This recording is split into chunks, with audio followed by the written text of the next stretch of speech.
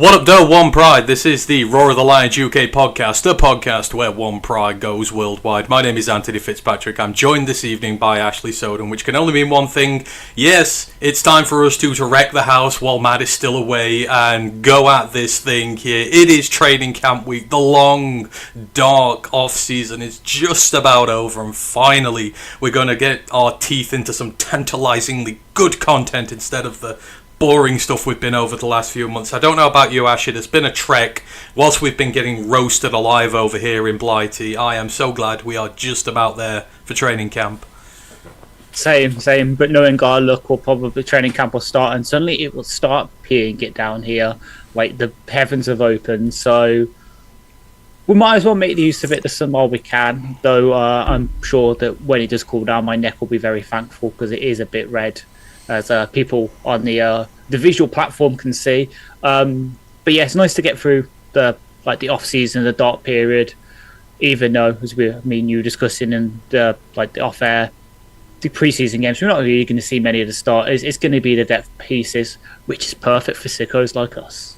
Exactly. We are about 2.5 weeks away from the Hall of Fame game, so we're going to get to see Lions football technically this month, technically not, but yeah, we're going to get there. We've got training camp coming up, and yes, while a lot of the starting positions may be nailed in at this point, the depth battles are where all the fun's at, and that's where ultimately the team is going to fall or succeed this year, as we saw last year. So we have a lot of questions to answer. We're going to go through all that bit by bit, position group by position group, and we're going to, and we've got to choose between us. We've got to rank our level of trust in the groups, and we have to come to consensus here. So if you want to see me and Ash shouting at one another for the next couple of hours, then you've come to the right show. And as always, if you've got questions during the evening, let us know and we will answer those as we go along. Let's just get all the housekeeping out the way first before we crack on with all this. Roar of the Lions UK Discord, if you want in, let us know. We'll fire you across a link for that. College Football Pod with myself and Ryan will be back later in the week. A lot of details still to be fully decided yet, but I think we're going to be taking a look a bit more in depth at some of our favourite teams coming into this year, maybe in terms of players we like, coaches we like, what we think they're going to do, dark horses, etc. So come join us for that. We're going to have some fun with that. But yeah, we'll be back later in the week. Don't forget to like and sub to everything. We're part of Lions Nation Unite as well, so help support them. You help support us as well. I think a video of mine just went up on there today talking about the Lions' potential weaknesses into the season. So yeah, do go check that out, see what you think. And if I'm not very good, just tell me I'm not very good. I won't care, honestly. I'll just kick you out the chat. We've a Twitch affiliate, we've got a tip jar, all that good sort of stuff. So if you want to help us that way, great. But first and foremost, we just love having you in the building to talk ball with us, and we've got the feedback form as well. So if you want to fill that in, then please do. We shall take it on board, unless you're criticising me, in which case I'll ignore it. Let's just give a shout out to everyone who's in the building. Seeing Brent DeWitt is in there, Grandizer's in, Mile Marker's in, Contrapaston's in. Brent going, wow, just heard about Teddy Bridgewater getting suspended. He's such a horrible human being for giving his players Uber rides and food. Shame on you, Teddy. No, Brent. The real scumbags pay for hamburgers. Remember that. That is the real thing. Not Ubers, it's hamburgers. They're the real sickos out there, and they're the ones who should be brought to justice. So, yeah. Shame on you, Teddy, but not as bad as what Michigan's did still. Grandizer's there going, highly ho, lads, highly ho. He's on about the troubles regarding 2025 second round picks holding out. We'll talk about that in a bit because one of our guys is involved in this at the moment. Maybe we should talk about the troubles of Cleveland Browns second round picks out of Ohio State getting jailed before they even get to training camp. That's 2 in a row now. 2 years in a row Ohio State players jailed in Cleveland. I mean, what's saying? Maybe we'll take odds for a 3 in a row next year, a three-peat. Mark Marcus says, howdy guys, yay, it's training camp indeed. Contrapaston says, most important training camp in years. I mean, I guess without being too hyperbolic in that, if this is to be the Super Bowl year, then potentially sorting out the depth, I mean, certainly sorting out the positions on the offensive line, while it may not be a thing for starters, fixing out that little last bit of the puzzle, it could make this the most important training camp in years. Yeah, definitely. And then obviously bedding in the coordinators as well. Like, we expect mostly continuity, but obviously there's going to be little wrinkles that Morton and Shep are going to be bringing in. So getting them bedded in as well. But yeah, it's just we got the pressure on us, but at the same time we don't. Like, as we'll get on to in a bit with some of the rankings and that have come out over the past week, we are kind of getting slept on a bit in the NFC. Like, everyone loves the Eagles. Rams 49ers getting some love. The Packers are definitely getting love elsewhere. We're kind of going under the radar a bit, which is nice. Oh, well, hating Detroit is a pastime for the rest of the country, so let them hate. We'll just punch them in the face, and then they'll know who we are going forward. So, would you go dive through some news first before we get into the training camp stuff? And it's been made official this week. Detroit Lions' first-round draft pick from 2010 in Damakong Suh may have been gone a long time, but he is still in the hearts of just about every Lions fan out there. He is officially retiring from the game, despite not really having played the last 2 seasons, but it's official now, obviously a year after he lost his dad, saying, move on to the next phase of your life, do that. He's taken that on board. He finishes his career having played in 199 games. He played the most games for the Lions with 78, I believe it was. Amassed 600 total tackles, 130 tackles for loss, 72 sacks, 214 quarterback hits, 38 pass breakups, 5 forced fumbles, 9 fumble recoveries, 3 fumble recovery touchdowns, an interception, a safety, and a partridge in a pear tree. I think always safe to say to him, Ash, is see you in Canton in a few years, because he's going to get himself a gold jacket. One of the most destructive players we've ever had. Went through that period 5-6 years towards the end of us and with Miami. Just probably the best run-stopping DT in the entire NFL. Like, he did something that even Aaron Donald really couldn't do in that regard. He's had one hell of a career, and we're just left to shout at management in charge of when he was here screwing him over and him not being a Lion for life. But a hell of a distinguished career for Suh. Yeah, 100%, and that's just in the NFL. Like, not counting even the college stuff. Like, when he announced his retirement, I saw quite a few people saying, like, good luck to him, and that he was the most dominant college player they've ever seen way back when he was playing for Nebraska. So that he's definitely getting to the College Hall of Fame. The Pro Football one, bit more contentious maybe. He might have to wait a bit, unfortunately, just because there's a backlog. Like, he should go in there though, just because, as you say, he's played. I think he's definitely played in a Super Bowl. He's won a Super Bowl with the Bucs. Yeah, with the Bucs. Yeah, exactly. Yeah, there we go. So he's got that. Was probably the last thing holding him back. He's got that. So yeah, he should get in, but it might be a bit of a logjam, because that's how it is sometimes with these players. They do have to wait, unless you're truly transcendent talents like a Calvin, like Aaron Donald, probably getting in a couple of years. Yeah, you sometimes have to wait a couple. Yeah, they have a monitor score they predict for these sort of things. He's at like 84. DTs it's about 102, but there's only 2 DTs above him who've scored better on this thing, who aren't in the Hall of Fame, and one of them's Aaron Donald, who's not eligible yet. And of course he broke the scale. I think he got like 182 or something like that, and it's 102 to get in. So he nearly got into the Hall of Fame twice in his career. Aaron Donald did by that metric. It's just absolutely cray. But yeah.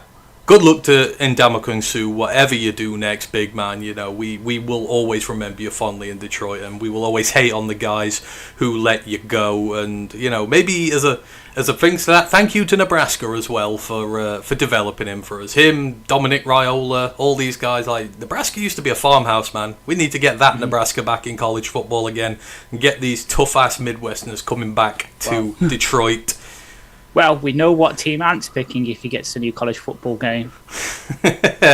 Make Nebraska great again. Let's do that one. Grandizer just goes, I just came here to stomp on Roar of the Lions UK in Damakong Suh. Suh probably did say that about us. He would stomp. He would just stomp on anything, really. I always loved Tom Brady's interview when he said, like, who's the scariest player you've ever come up against, Tom? And he's like, Suh. And like, he doesn't even need to think about it. It's Suh. And he's played probably against just every player there is in the league. He's like, no, it's Suh. He trash talks you worse than anybody, and he hits you like in freight train every single time. He's like, I hate playing against him. So there is no better compliment than the GOAT telling guys that he's literally scared of playing against you. Grandizer goes, I always got a good laugh. When was it Ndamukong Suh who stomped on Aaron Rodgers? He did, didn't he? I remember Aaron Rodgers getting really pissed off in that game with him because he was hitting him late. Let's say he maybe got some late hit penalties against him and that, and maybe they seemed a little deliberate. But it's Aaron Rodgers. Anybody does that to Aaron Rodgers, you're immediately a hero in our books. So we don't really care. Grandizer goes, Ndamukong Suh was said to be a great teammate leader on the Finns. Yeah, of course, the Dolphins, they got him just after we did. So we both had the pleasure of seeing him in his career. I always remember being distraught when he got the deal to go there and couldn't understand why he hadn't stayed with us. But now we know. But we got Brad. We don't need to talk about bad hires anymore. Other news. Let's go on to some light-hearted comedic news. So, in the NFC North, a GM was extended this week. Bears. Chicago Bears General Manager Ryan Poles has been extended to the 2029 season to put him on a timeline with Ben Johnson, and I've put ... to be fired in 2026. But the man who was going to take the NFC North and never give it back, failing to specify he meant the bottom of the NFC North and never giving that back. I don't think he's ever GM'd a game where they've not been bottom of the NFC North, which is just absolutely something to behold, has been rewarded for his great work. And you look at the roster, it's not like there's a massively great young core there like ours. I know in like the last draft or two maybe is, but there's not a legacy core there.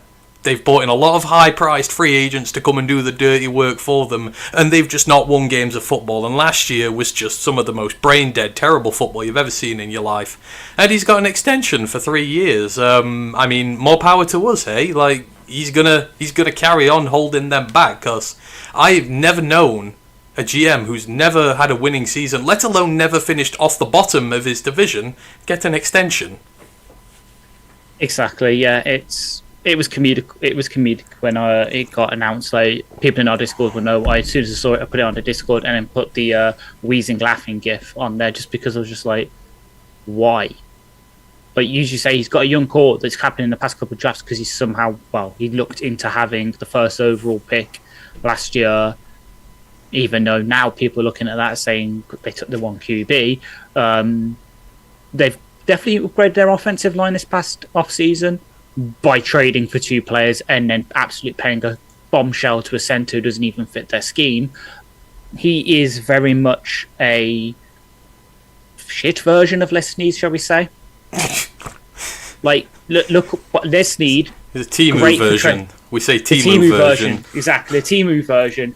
Les Snead, okay, drafting wise, has had some hits, has had some misses, but in terms of getting that outside talent in, sometimes signing players on cheaper contracts, trading for players from other teams with first-round picks and that, great. Poles, not so much. And yeah, as we said, he's done well with the interior offensive line this past season. He's drafted Darnell Wright, hit on Braxton Jones in the 7th. But considering he used to play offensive line himself, you would have thought he was a better evaluator of talent on that. And the fact he's had to turn to trading for 2 players and then paying a bomb to another one to fix his problem really says so much. Like, at least, with Brad, who used to be DT himself, drafted Liam, drafted Levi, both have worked out. Broderick, TBC, but at least the guy knows the position and can actually draft well from it, as well as the other positions with Poles. You looked into getting Caleb. Darnell Wright fell into your lap, and even then people said you shouldn't have drafted him, you should have gone elsewhere. God knows what you're going to do now, but yeah, it's funny, and yeah, enjoy being 4th in the division again, unless the Vikings don't live up to the hype. JJ McCarthy is a bust, in which case maybe you'll get off the basement for a year, but then now look into drafting a really good QB. Kevin O'Connell will work it out, and you're back to the bottom again. I get wanting to put them on a timeline. It's always been the problem. The QB, the GM, they've all been on different timelines, but you should have fired your GM and got a new one and put him on a timeline with Ben on a fresh timeline. What are you going to do if you go 5-12 this year and you absolutely bomb out? Like, you've got him on the hook for another 4 years then. And then Ben's there. They're all getting dragged back. That's going to be messy. So, like, at least see the contract out. Don't extend him. But, hey, this is fun for us. You know, Ryan Pauls doesn't know what he's doing. He's going to hold the Bears back. We are going to benefit from that. But, yeah, well done, the Bear Nation. That is hilarious. Since the last show we did, ESPN, they've been continuing their top 10 positional rankings scales, like their positions. So they ask scouts, lead analysts, guys in the front office, all that sort of stuff, and about who is potentially the best in the league. And we've had a lot of these come out in the last week. It was only the start of these when we did the other week. But in terms of positional groups for us, the Lions, defensive tackles, Aleem McNeil also receiving... Wait, he didn't get ranked? Yeah, it wasn't even an honourable mention. He was also receiving votes. Okay, so Aleem McNeil did not get a ranking as one of the best defensive tackles in the NFL. He received votes. He wasn't even an honourable mention. So, yeah, I call bull on that. Absolutely. Edge rushers, Aiden Hutchinson, 7th on the list. Safeties, I mean, we dominated here. Brian Branch was 2nd. Kirby Joseph was 5th. And we were the only team with both starters in the top 10 and the top 5, to put that way. Tight ends, Sam Laporta got 3rd.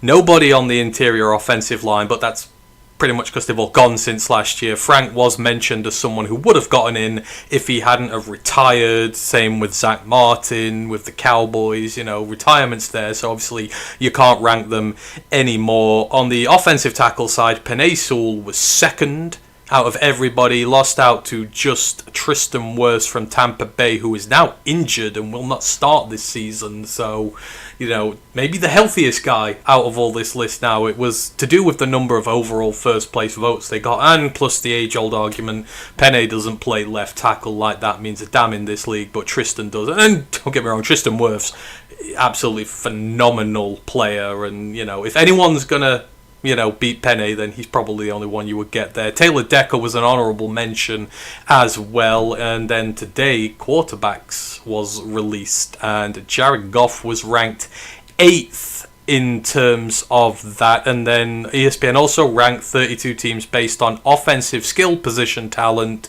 So that's your receivers, your running backs, your tight ends, all your skill players, etc. Lions were 2nd in that category, behind only the Philadelphia Eagles. So, I mean, there's a lot to take in there, Ash. A couple of guys who've definitely been slighted. A lot of guys who I think they've got just about bang on with that, but you know, there are a lot of players getting mentions, but yeah, there's just some of these that are a bit, Yeah, definitely. So obviously the big one, at least especially for you, is Aleem, because you are his number one fan. And the fact that he was also receiving votes was just insane. Like, I remember when it came out on there, it was just as we were doing the podcast, we couldn't put it on. I was scrolling through and I was like, okay, Sexy Dexy won. That's fair enough. I can get behind that. I was just scrolling. I was like, I got down to like 9 and I was like, he's not going to be here, is he? And it's like, oh, there's honourable mentions, so you'll be in there.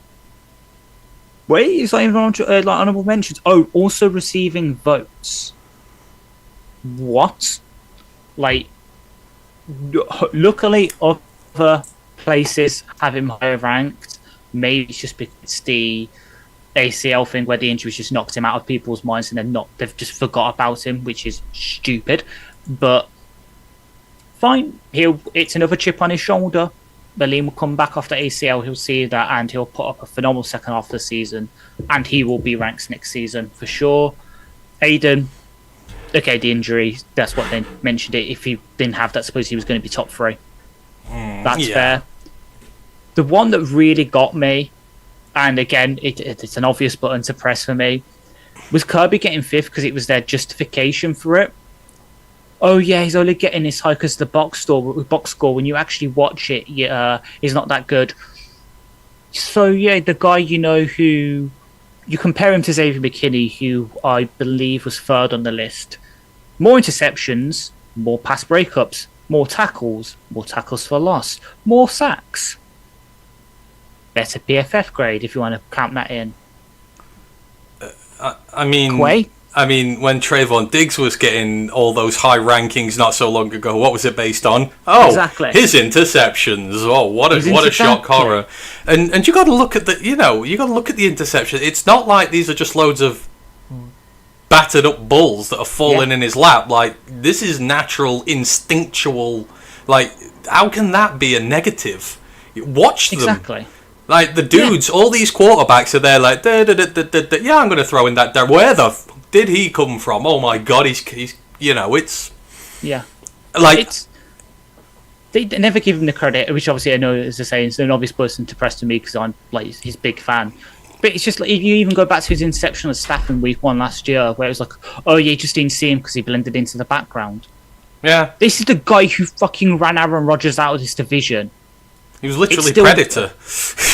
Exactly.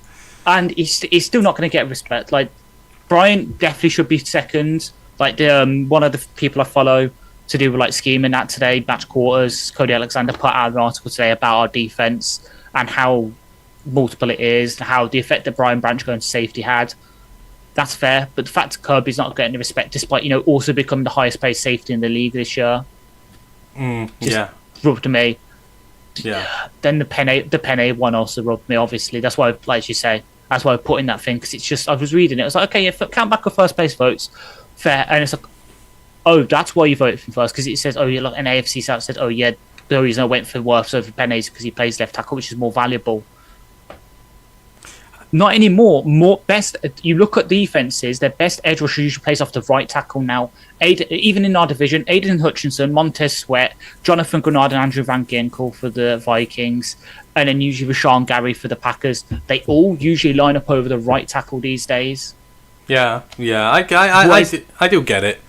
I think Tristan Wirfs is one fucking hell of a player, though. He is. He and obviously he's. I think, was it his rookie year they won the Super Bowl? I don't know. I mean, maybe they take that into account, but the fact is they're both absolutely fucking tremendous players. But yeah, Brian.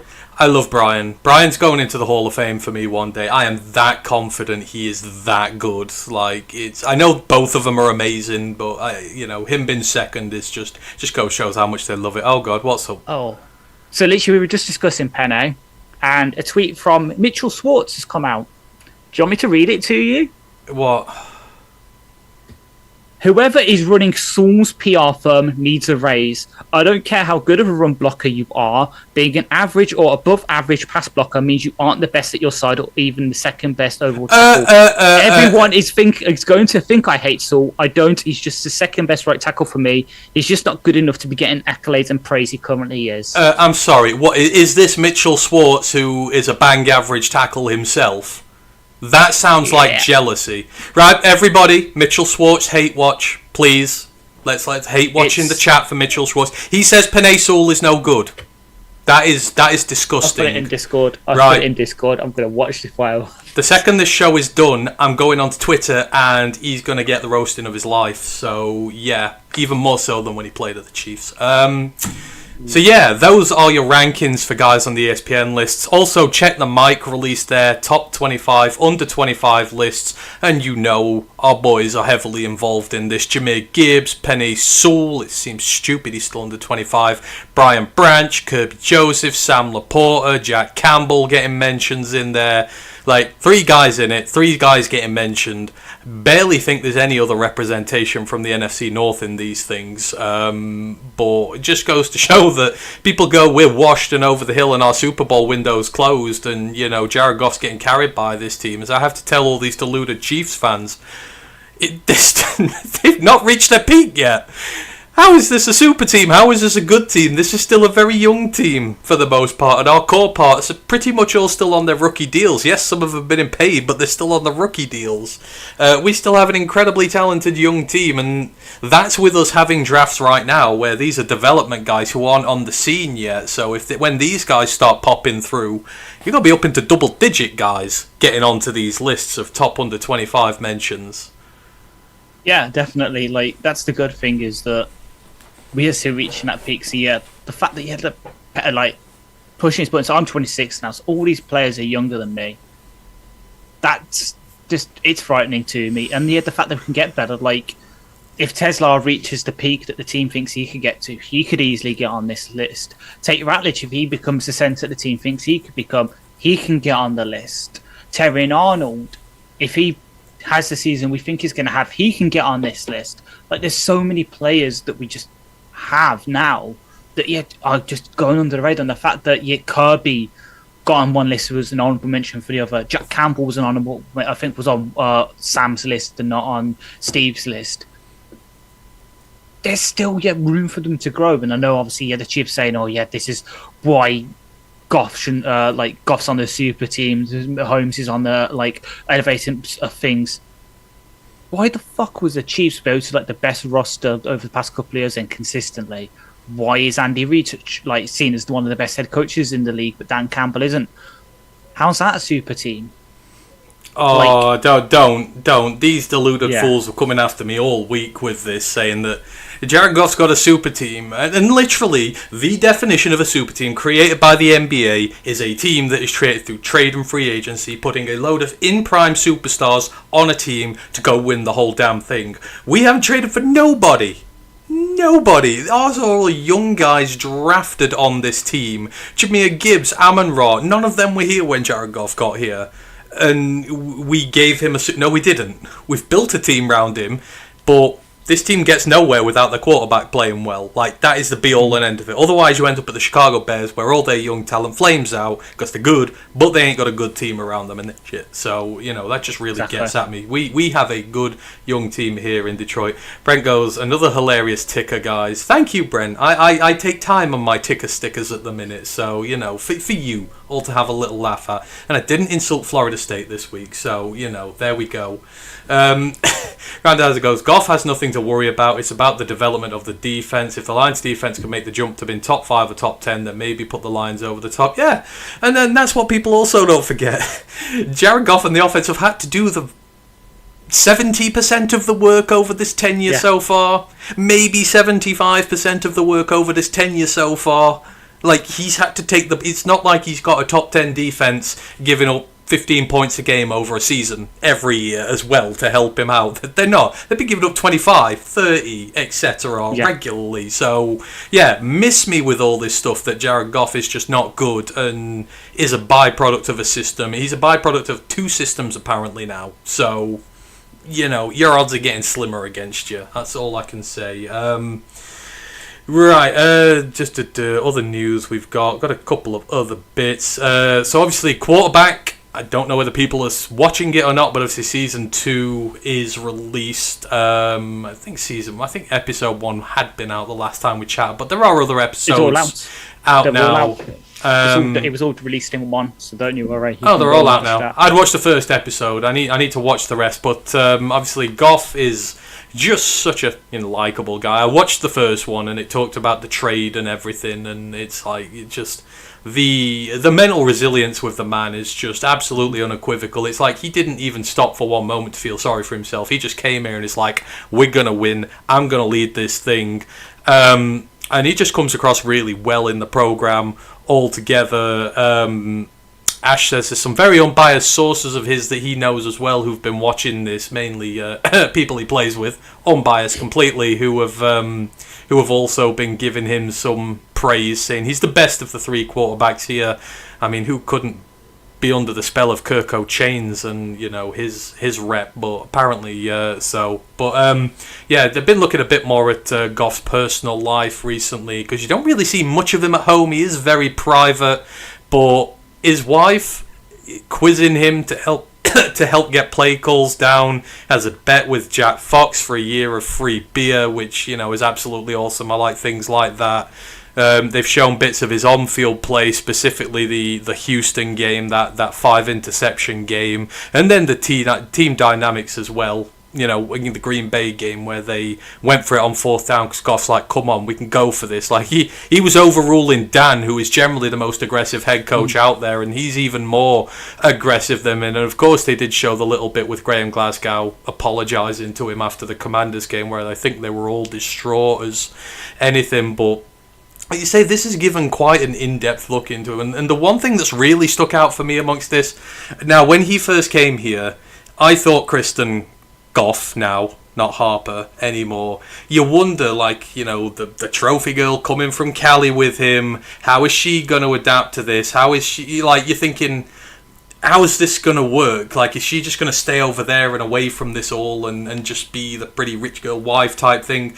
It's like, I'm shocked by how much she's embraced this as well, given, and, you know, I guess there's no reason for me saying she shouldn't have in the first place, but I don't know, just the vibe I had when she came here was just like, she's probably going to stay away from this. She seems just as excited, like going back to the whole, when they won their first game and they showed her the video while she was on the swimsuit, and it's like, she's genuinely into this. She's embodying the Detroit way as well. Like, I begin to love her more and more every time they show things like this, because she has just completely got behind this with him. She don't care that they're not out on the fancy West Coast anymore. She's ready to roll the sleeves up, help her man win a Super Bowl.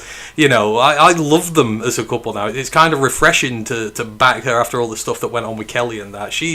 I really like Kristen now. Yeah, so do I. So obviously you mentioned that. They had clips of her watching the games, especially with Brooklyn St. Brown. Oh, well, not St. Brown yet, but, you know, I think everyone knows that her and Amon Ra are going to get married at some point. But so Amon Ra's girlfriend had quite a lot of clips of her hosting the kind of parties with the other wags of the She team. got the number of guys drafted before him wrong. That was hilarious. Yeah. But as you say, Amon Ra quite magnanimously pointed out 16 does look better on Jared.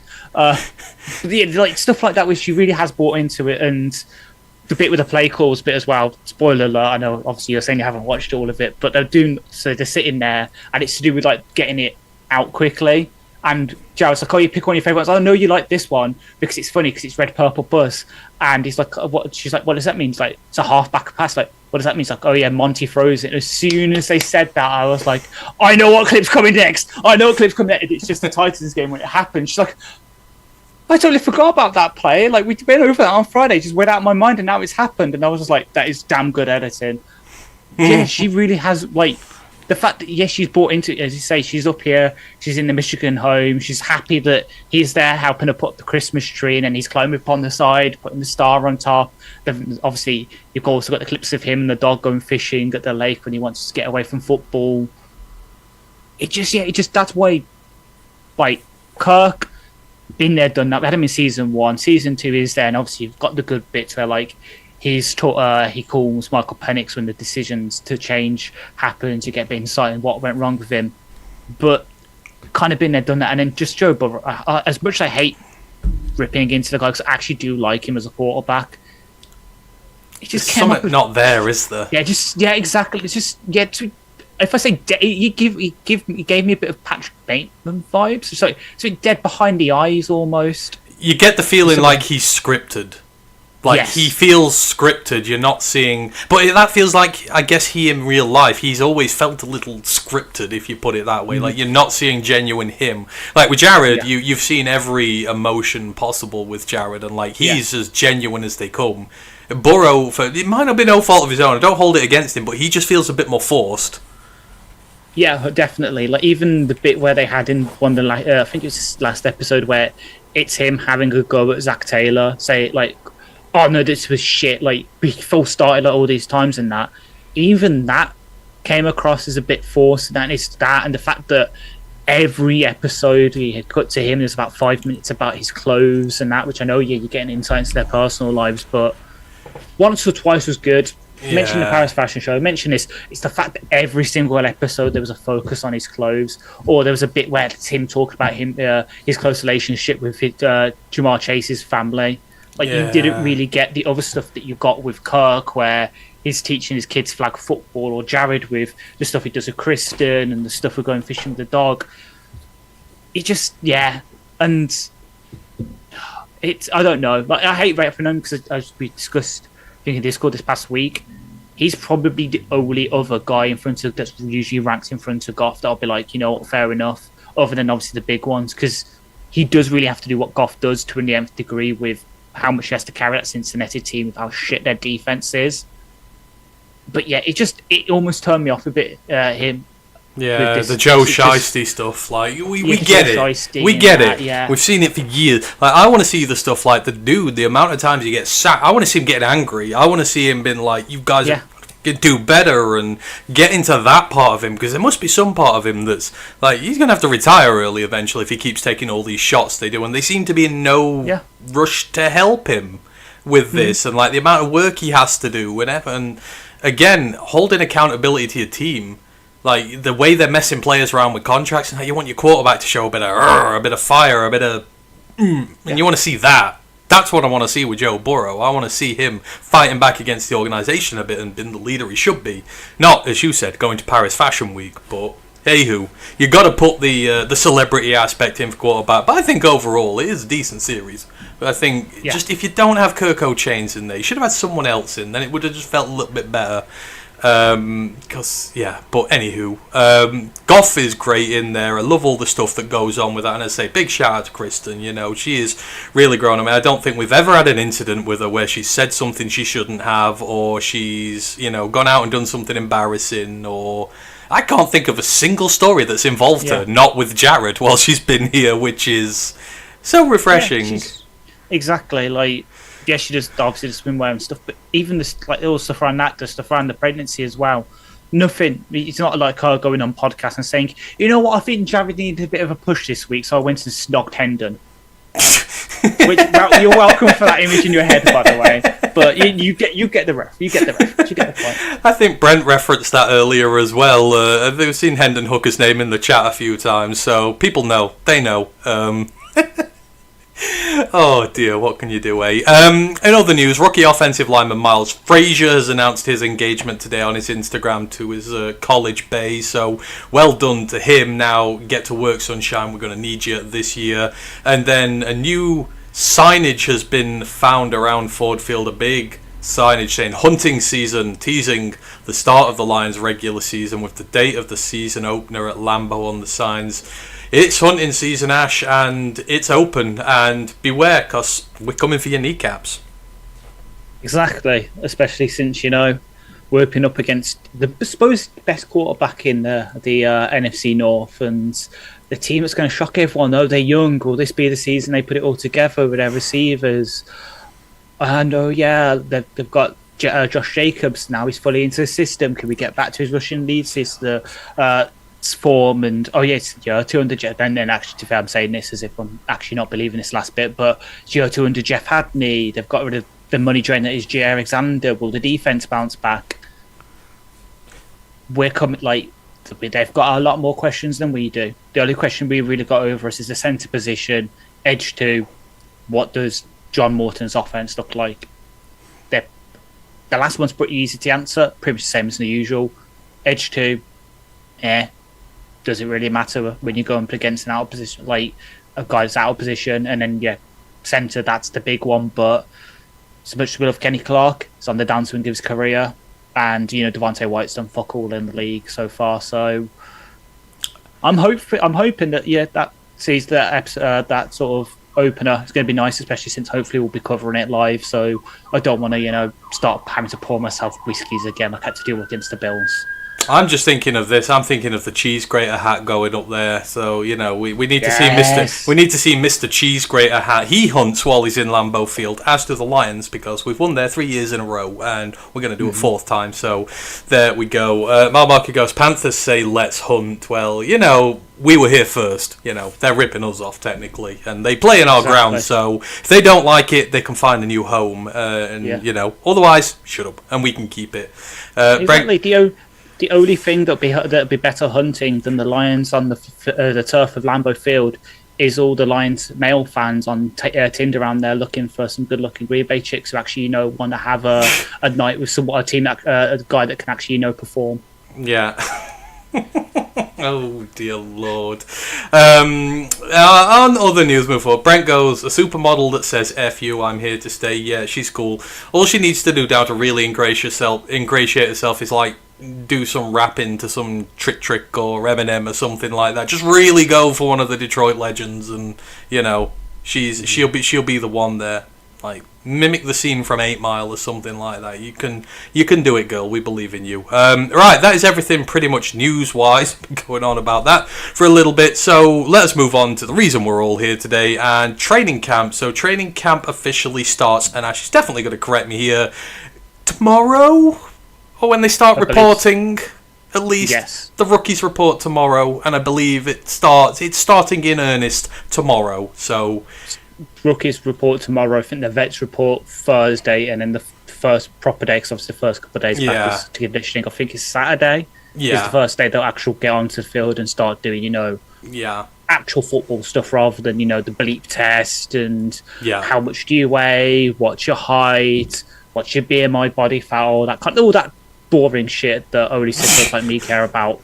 The actual on-field, right, this is the offensive line, this is the defensive line, start smacking into each other stuff Saturday. Yeah, okay, so basically it starts off tomorrow, the very beginning of it all starts tomorrow. The main crux kicks off on Saturday, but we're there, and we're going to start seeing some of the guys in action for the first time, and obviously it is going to be a long old pre-season for us, 4 games to go, as well as all of training camp as well, so a lot is going to happen between now and then. So what we're going to do is we're just going to do this position by position. We're going to have a look at the situation going into training camp, what the defining questions are that we really want answered from training camp, and then we're going to grade on a scale of 1 to 5 our confidence in the position group as a whole, and do we maybe need to consider additions still, and we're not happy with maybe the guys on the roster. So as always, if you guys have any training camp questions, put them in as we're doing this. And so let's dive straight down into this, and let's start with the quarterbacks. So I mean, there are going to be a lot of self-explanatory positional things for these, but quarterback, it's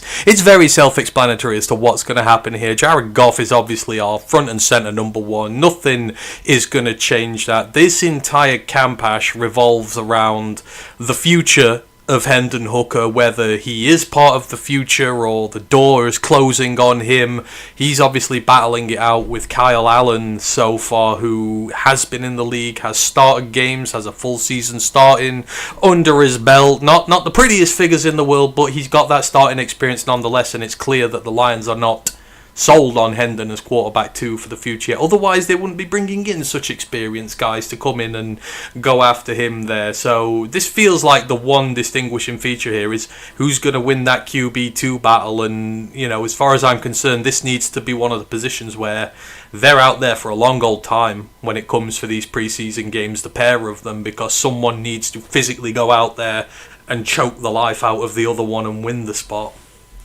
Yeah, 100%. Like, Goff, we will not. I can pretty much guarantee we will not see him for a single snap in the preseason games. They will all do it in the joint practices and that, where everything can be controlled. So Goff, we ain't going to see it. It's going to be Hendon, it's going to be Kyle Allen, and then if they bring someone else in, like they brought in Jake Fromm last season, obviously as we mentioned earlier, a certain former QB who they've done this and brought back late in the season last year with the stuff about Ubers and that, he might now become floating around. There's other guys out there, and I think me and you have mentioned a couple of weeks ago, Aiden O'Connell might be released by the Raiders, if he might be someone we look at.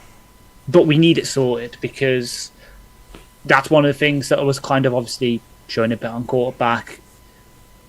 The whole hit against Goff in the Commanders game, there was the bit in the Titans game where he did his ankle in, and really Kristen did not know about it, and she got a bit pissed that he was kind of throwing it off, saying I'll be fine, and then you cut to him getting with his personal trainer an hour late, and it's like, actually no, this is really swelling up, like you need to tape this and that. We need to have someone that, if Goff goes down, touch wood, it doesn't fucking happen, but if Goff goes down, we need someone we can trust now, because we are at that point where we need to have someone we can trust to steady the ship, lead us, because we're that good. We should be contending for the division, for NFC Championship game, for the Super Bowl. So we need someone we can trust there. The bad thing is, the one guy who's actually kind of been there and done that in terms of doing that with Big Dick Nick. Well, he's too busy being a top paddleboard player now, so we can't really bring him in either. So that's one name we have to cross off the list, unfortunately. Fair play to him, showing his stuff. Josh Rosen as well. I think he's ranked in the top 200 in tennis now as well. So there's someone else we can cross off the list. But is he really? Yeah. Wow. There's a whole thing that came out earlier. Sorry for the excursus. This whole thing came out. Supposedly there's a whole thing that came out. I think there's an article somewhere or saw on Instagram. But basically, someone was hypothesizing the reason Josh Rosen didn't work out is because he was really good at football, his family forced him into it. He actually, his true love was tennis, and now since he's like retired from the league, he's been doing really well in kind of not the top ones, like obviously he wasn't at Wimbledon, he won't be the US Open, but the kind of rank below that. Yeah, he's in like the top, I think he's in the top 100 in the US, top 500 in the world in tennis right now. Good for him. Again, good for him. And then obviously Nick Foles is now a top 5 paddleboard player in the world. Wow. Okay, those are the things you know. But back to this point of Lions group. So Grandizer asked the question about Lions players on the hot seat going into camp. So we'll kind of do this as we go down the position groups. But I know we discussed the percentage of Hooker not been on the roster come the start of the year. I think we agreed, I believe it was 70% you said your faith was that Hooker would make it through camp onto the roster. I think we're still about that. We like 70-30, it'll be Hooker. So there is a reasonable opportunity that he could lose his spot, or at least be QB. They might take 3, who I doubt they will because of some of the other positional battles we've got. But the fact is, I think if Kyle Allen plays better in some of these preseason games than Hooker, because for the QBs, I think it matters. I know the joint scrimmages matter, but for the QBs, really, you kind of need to do it in game as well. And you need to show you can. So there is a very real chance that I reckon Kyle Allen could beat him out, because but I'm also not certain they might be done adding to this room potentially. Yeah. It's one of those where it certainly is a two-way scrap right now. I think Hooker might just have the inside because we drafted him.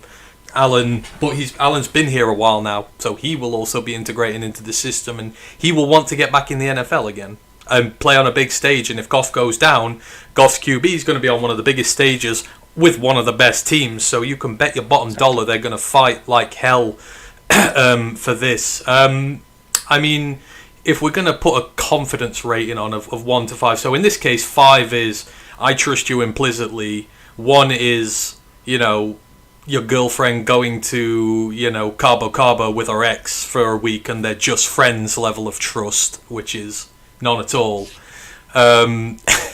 That's not happened to me, by the way. You've got to have a girlfriend for that to happen, but it's just the example that came out of my mouth. So 1, we don't trust it. 5, we do trust. Obviously the starter we trust, but the room in general, the lack of a proper backup behind and the lack of a proven backup behind, for me, it kind of puts it at about a 3 for me. Like my confidence, and this is nothing to do with Jared. This is to do with we had to go and get Teddy out of retirement last year to play for us because no one made the room behind that. So I think we're agreeing on this one. So we think 3 out of 5 is our confidence rating in the quarterback room in general, not the quarterback. There is work that needs to be done. We want that to be at a 4 by the time camp's done. So whether it's Kyle Allen, Hendon Hooker, or someone else, I think, absolutely there are reservations about what's going to happen. So quarterback is going to be a very interesting battle to watch for sure. And Hendon is not guaranteed at this point.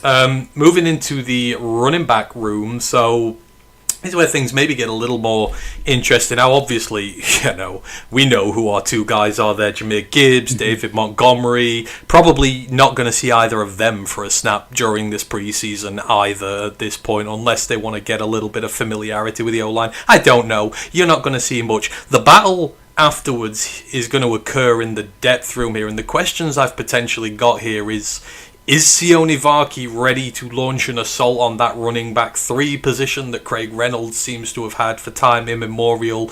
And behind that, we've heard a lot of people, a lot of good whispers about the pair of UDFAs, Kai Robichaux, the former Rutgers running back, Anthony Tyus III, the former MAC sensation from Ohio, I think it was. Both of them are really pushing boundaries here, and maybe, potentially, I don't know, they have a lot of trust in Craig Reynolds, but could one of the, the outcasts, one of these guys who's really making noise on the outside, potentially dislodge one of the 2 in front of them? Or is this a simple set and done for you? Reynolds plays well, Varkey, is he ready to make the move up? Or do we think that someone from the outside can come in and upset the apple pot in the depth chart? It honestly, for me, it does depend on Craig. Like, for me, even if Arky's RB4, just because of all the stuff he does on special teams, take that off the bingo card, he will be here. we will carry 4 running backs. It's just can Craig hold off one of the UDFAs, or if there's an injury in camp and we bring in someone else from the outside, because that's the thing about running back. It's pretty much a plug and play position for the most part. If he can hold that off, because he has kind of had that sort of stability of, obviously we picked him up at the start of the regime. He's been hinted at the start. The team loves him, but actually, to be fair, I think it was Morton as well. He was the guy that stuck up for him in Hard Knocks, so maybe he gets the leg up there. But you can't. It's a good thing and a bad thing with him that you know what you're getting out of him. You block him 4 yards, he will get you 4 yards. If you block him 1 yard, he will get you 1 yard. He's not like Gibbs or Monty in the fact that he can break tackles at regular ease, but he gets you what you block him. He can do kick returns if you need him to.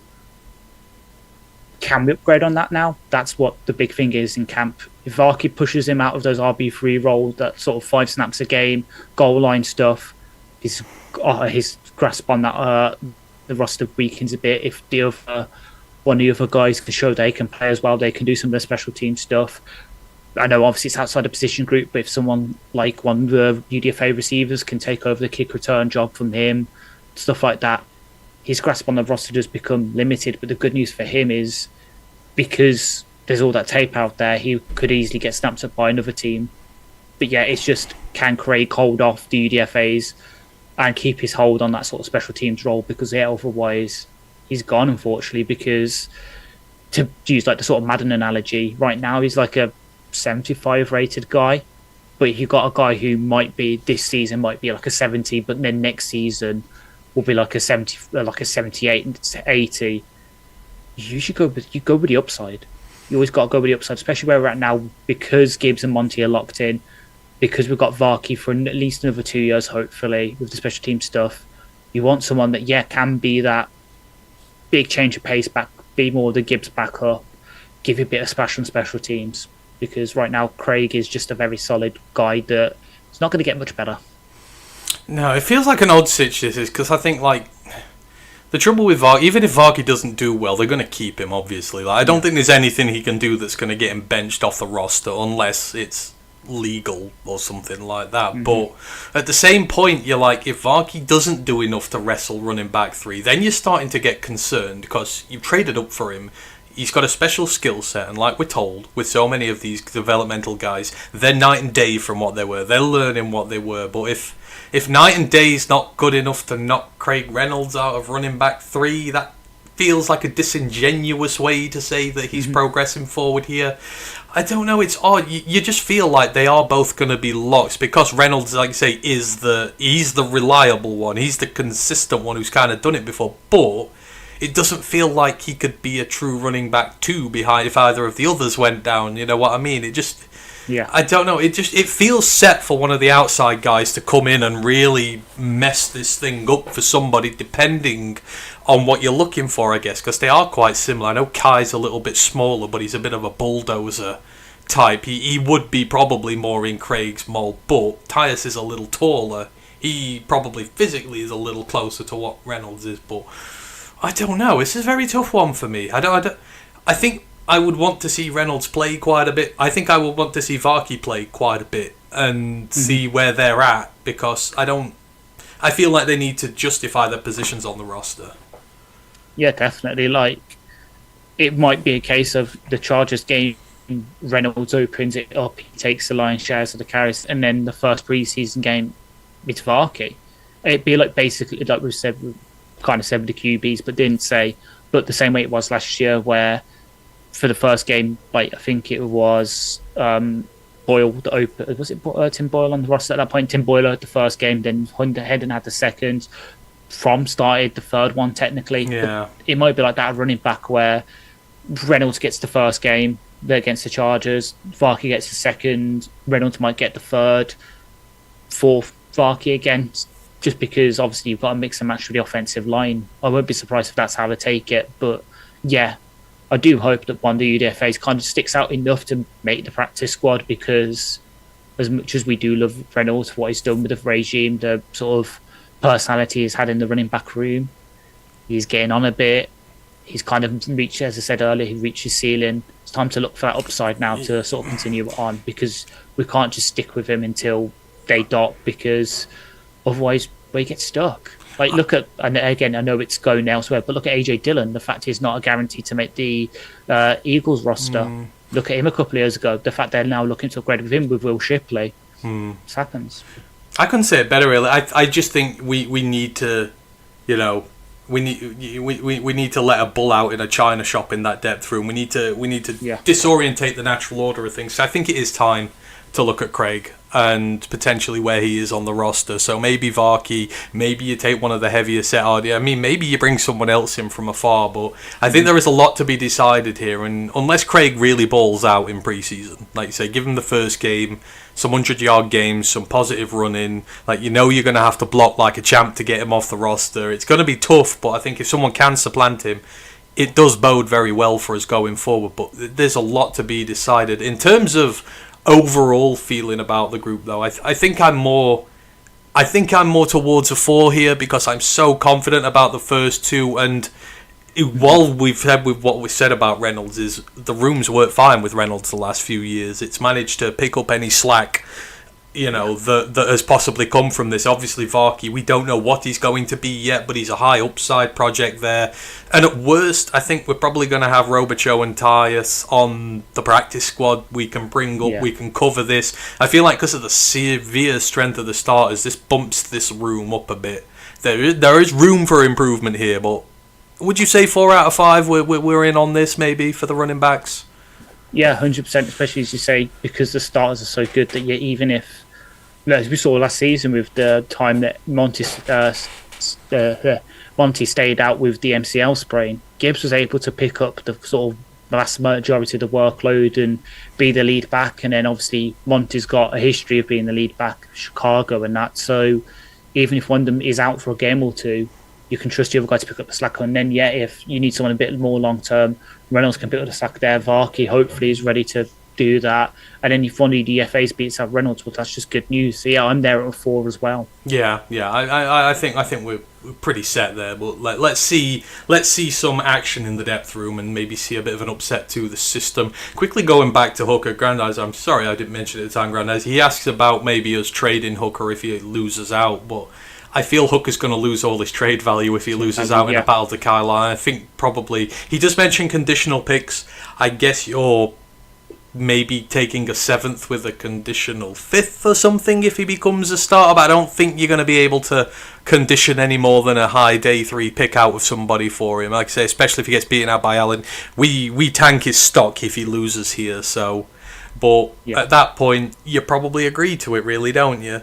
Maybe something what did we do with Swift? We got like a 5th for him or something. Like it was a 6th. Yeah, we got a 5th from him, Was it like a 6th initially and it conditionally went to a 5th or something? I don't know, but you'd try and look for a DeAndre Swift-like deal for him. The unfortunate news with that is the one person that probably would have traded for him, they've got a 4-person QB room right now, obviously. Former first overall pick.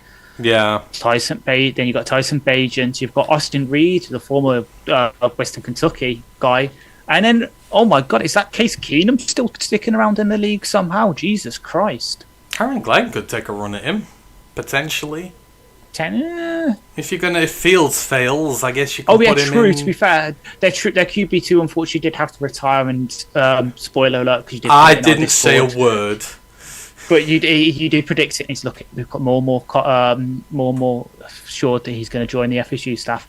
But even then, to be fair, they've got Tyrod as their QB2 in New England right now. Grandad goes Jeff Okudah. That was a conditional pick to the Falcons. Yes. Yeah. He was a conditional pick. Can't remember what they gave us for him. It wasn't much, but it's like a 6. Yeah. It was less than what we got for Swift. Not much at all. Not much callback for someone who you spent the 3rd overall pick on. But anyhow, that's the quarterbacks and the running backs done. Yeah. Wide receiver next. Now, I think the question here is going to be influenced by how many guys they're going to take into the season. But obviously, again, here, our wide receiver room at its core at the top is incredibly strong. Obviously, no more so than Amon-Ra, Saint first down been on there. You know, one of the best receivers in the league, period. J-Mo is coming off his break-off year there. You've got your two main weapons, obviously Khalif, Tim Patrick. You've got your steady vets in the room. And then I guess the question here is, are the likes of them in danger from any of the plethora of guys behind them? So obviously Isaac Tesla will go onto the roster regardless. What they do with him remains to be seen. But then you're looking at the likes of Dominic Lovett, your 7th round pick, Jackson Meeks we've mentioned, Jacoby Keeney James, who we've mentioned as well. Then you've got Ronnie Bell still hanging around the roster. They obviously like him because he's been here for some time now. Tom Kennedy, the forever man, Malik Taylor, the old Green Bay receiver as well. I think Patrick's a lock because there's no one to replace him on the roster. I think Raymond's a lock because there's no one really does what he does on the roster. That's your 4. This feels like we're clawing right at the bottom. I mean, Tesla's probably 5 as well. So this feels like this is a battle for wide receiver 6. Who you're going to take? You're going to take your draft pick. Or Jackson Meeks, who you gave a load of guaranteed money to. Tom Kennedy, who's been here forever and a day. Keeney James. This feels like 6 is there for all of these guys to play for. The UDFAs are going to get fair game shot at this if they want to take 6. This feels like the only big question. Obviously, the question of what they'll do with Tesla, we'll see what they do with him in training camp. But in terms of getting to the roster itself, it feels like we're trolling right to the very bottom here. I don't think Patrick and Raymond are in any danger, even if like these UDFA guys break out and play well every week. You can't see who replaces them on the roster and what they do.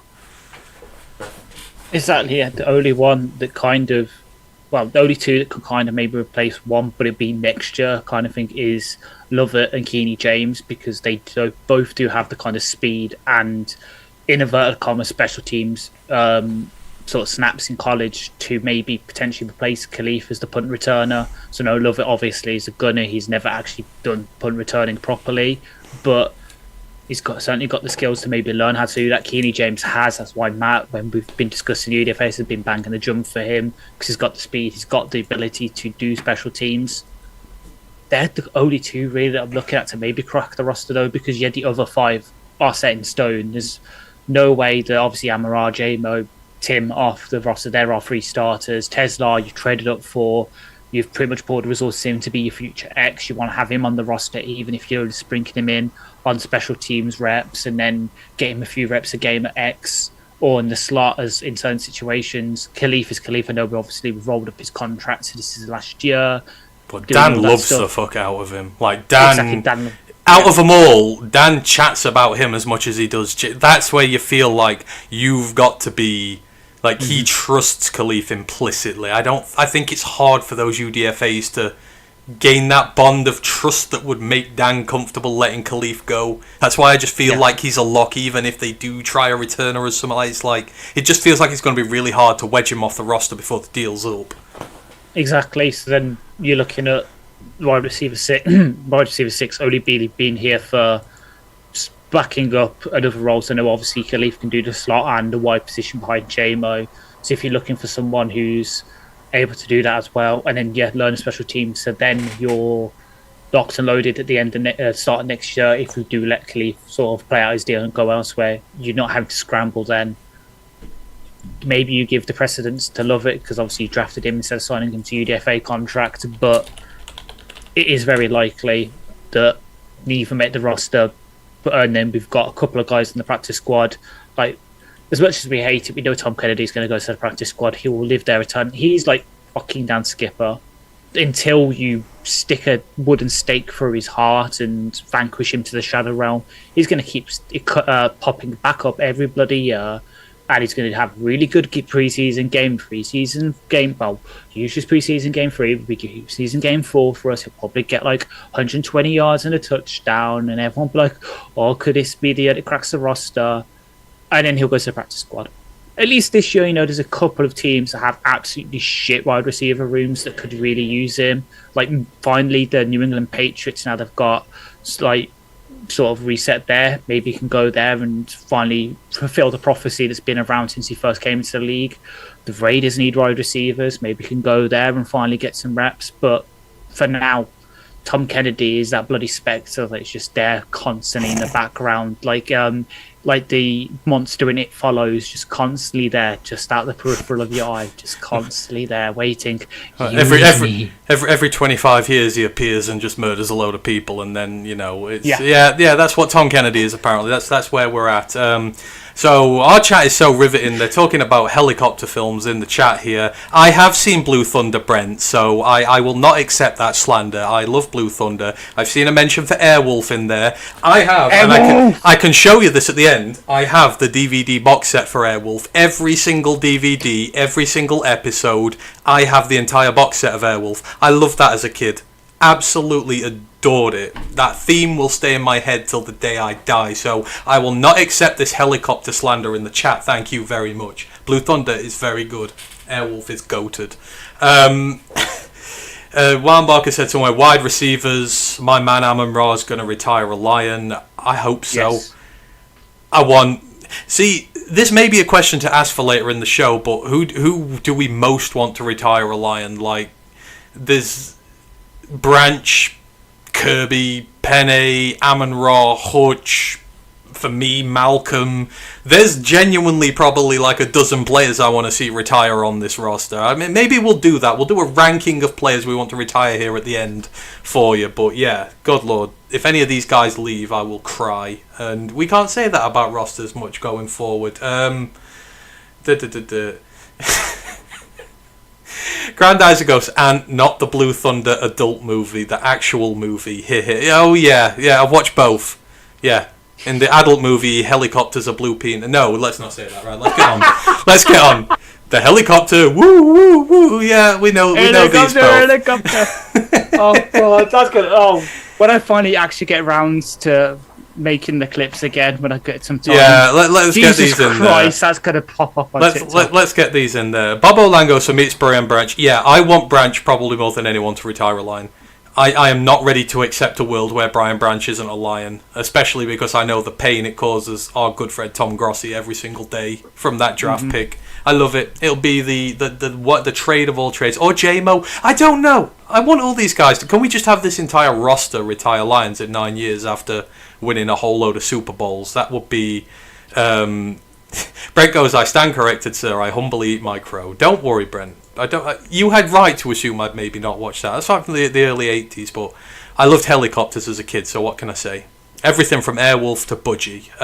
Right, let's move on. Offensive line. No, tight end. Cannot forget the tight ends. Absolutely not. This seems a very simple one. Sam Laporta is going to be on the roster this year. Brock Wright is going to be on the roster this year. Ain't no way that neither of those two are going to be here unless we were trading for, trading for Brock Bowers, etc. The battle comes after this for tight end 3. And more noise is happening. Matt is trying to kill me with all these noises he's putting on there. Shane Zylstra currently occupies that number 3 spot. Been here for a long time. A lot of people do love Shane, but hot on his heels, and a lot of people have been chatting about Kenny Yeboah, the tight end from the New York Jets, formerly of, really trying to stamp his authority on that tight end 3 spot. For training camp, this just seems very simple. This is who's going to be tight end 3 going into next year, and it's Zylstra versus Yeboah, unless you have any. In fact, we didn't do our wide receiver. How confident are we in the wide receiver group this year? 5? Our 1 to 5s? 4. 4, just because as much as I love Timmy P, the injury stuff is still there in the back of my mind. The fact that Tesla is very much a lottery's ticket right now. Okay, that's fair. As much as we love him, as much as he's a hometown kid, as much as I've got all the hopes in the world as our future X, just because, and he's got all the athletic stuff there, just because we haven't seen it enough. Yeah, it's a lottery ticket. He could easily work out. He could be the future X. He could be Christian Watson. Yeah, okay, that's fair. 4, I agree. So 3 for QB, 4 for running backs, 4 for wide receivers. That's fine. Back on to tight end. Tight end 3. This is the battle, right? I don't think there's really much else we're going to discover from training camp with these, apart from maybe how they use them in the new look offense. Yeah, like Zylstra. Again, I say respecters. He is this spectre of my life because I keep underestimating. I'm always like, oh yeah, we'll finally move off him. We'll get a guy who's a more traditional tight end because Zylstra is basically a wide receiver. He's a move tight end. He's good at that, but doesn't have the blocking for me. He keeps coming back. Like they've brought in Kenny Yeboah, as you say, to kind of push him. We've got the two UDFAs though. One probably is more suited to another position that we'll discuss in a bit. But the other guy, obviously Luke Deal, we brought in from Auburn. Not the most athletic guy in the world, but he looked good in sort of rookie camp, supposedly. But yeah, it comes down to Zylstra and Yeboah. I'd probably give Yeboah the slight leg up because he's a more traditional tight end build. He's just been around a bit longer. Zylstra can stick around the practice squad, take up one of the vet roles there very happily. But yeah, it does come down to those two because Laporta, well, one of the best tight ends in the league. Obviously, I know had a bit of a down year last year, but he's still very, very damn good. Brock Wright, I will eat my crow when we signed him to that big deal last off-season. Didn't like it, proving me wrong. But yeah, the way we play our offense, 3 tight end sets are going to be a thing just because they set up the Brock Wright play every year. So yeah, while it's not exactly the biggest question in the world in our team, something we've got to keep an eye on in preseason games. Who performs better out of this group? Because you never know. This could be the guy that catches the touchdown to end the Packers' playoff hopes again. So, on behalf of this entire podcast, I would like to extend my sincerest apologies to Kenny Yeboah.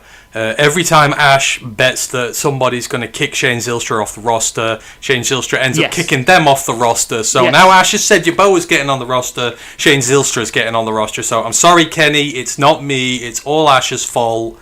He's the bad guy here. I was rooting for you, but yeah, it seems to be the way. Kenny Yeboah versus Shane Zylstra, we'll see there. But overall, I think the tight end room, I'm very, very content we've got. As far as tight end rooms go, I think it's very nitpicky to see it could be 3s or 4s because they're so...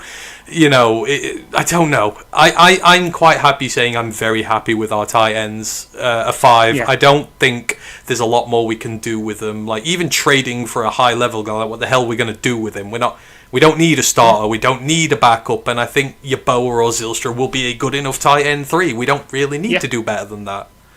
Exactly. Like the only thing that comes into tight end isn't even technically tight end. It's the other positional group that's kind of skill position on offense, and even that's as you said. Are you going to make us do this? Because I've put under this comment. This is a conversation only for sickos. We're going to have this conversation, right? Okay. Yeah, we're going to have to because of the UDFA resigned. Okay, let's do this. Fullback. Fullbacks. People like the triple option. Fullbacks. We're one of the few teams in the year who uses a fullback. Now that Ben's gone, John Morton is here. I guess the question is, do we take a fullback on the roster with us this year? And if so, can our good friend Zach Horton get that one done? Because we know Malcolm will probably play some when he gets back as well, and depending on what other certain guys make the roster, we may still... Are we looking at the camp battle for fullback potentially?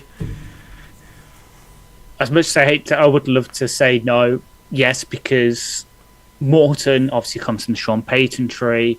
They do like using their fullbacks, and it's a thing. As much as I know the team, for reasons undisclosed, well, definitely actually undisclosed publicly and overtly, but you read between the lines on certain position coaches' comments, Dave Fipp and special teams.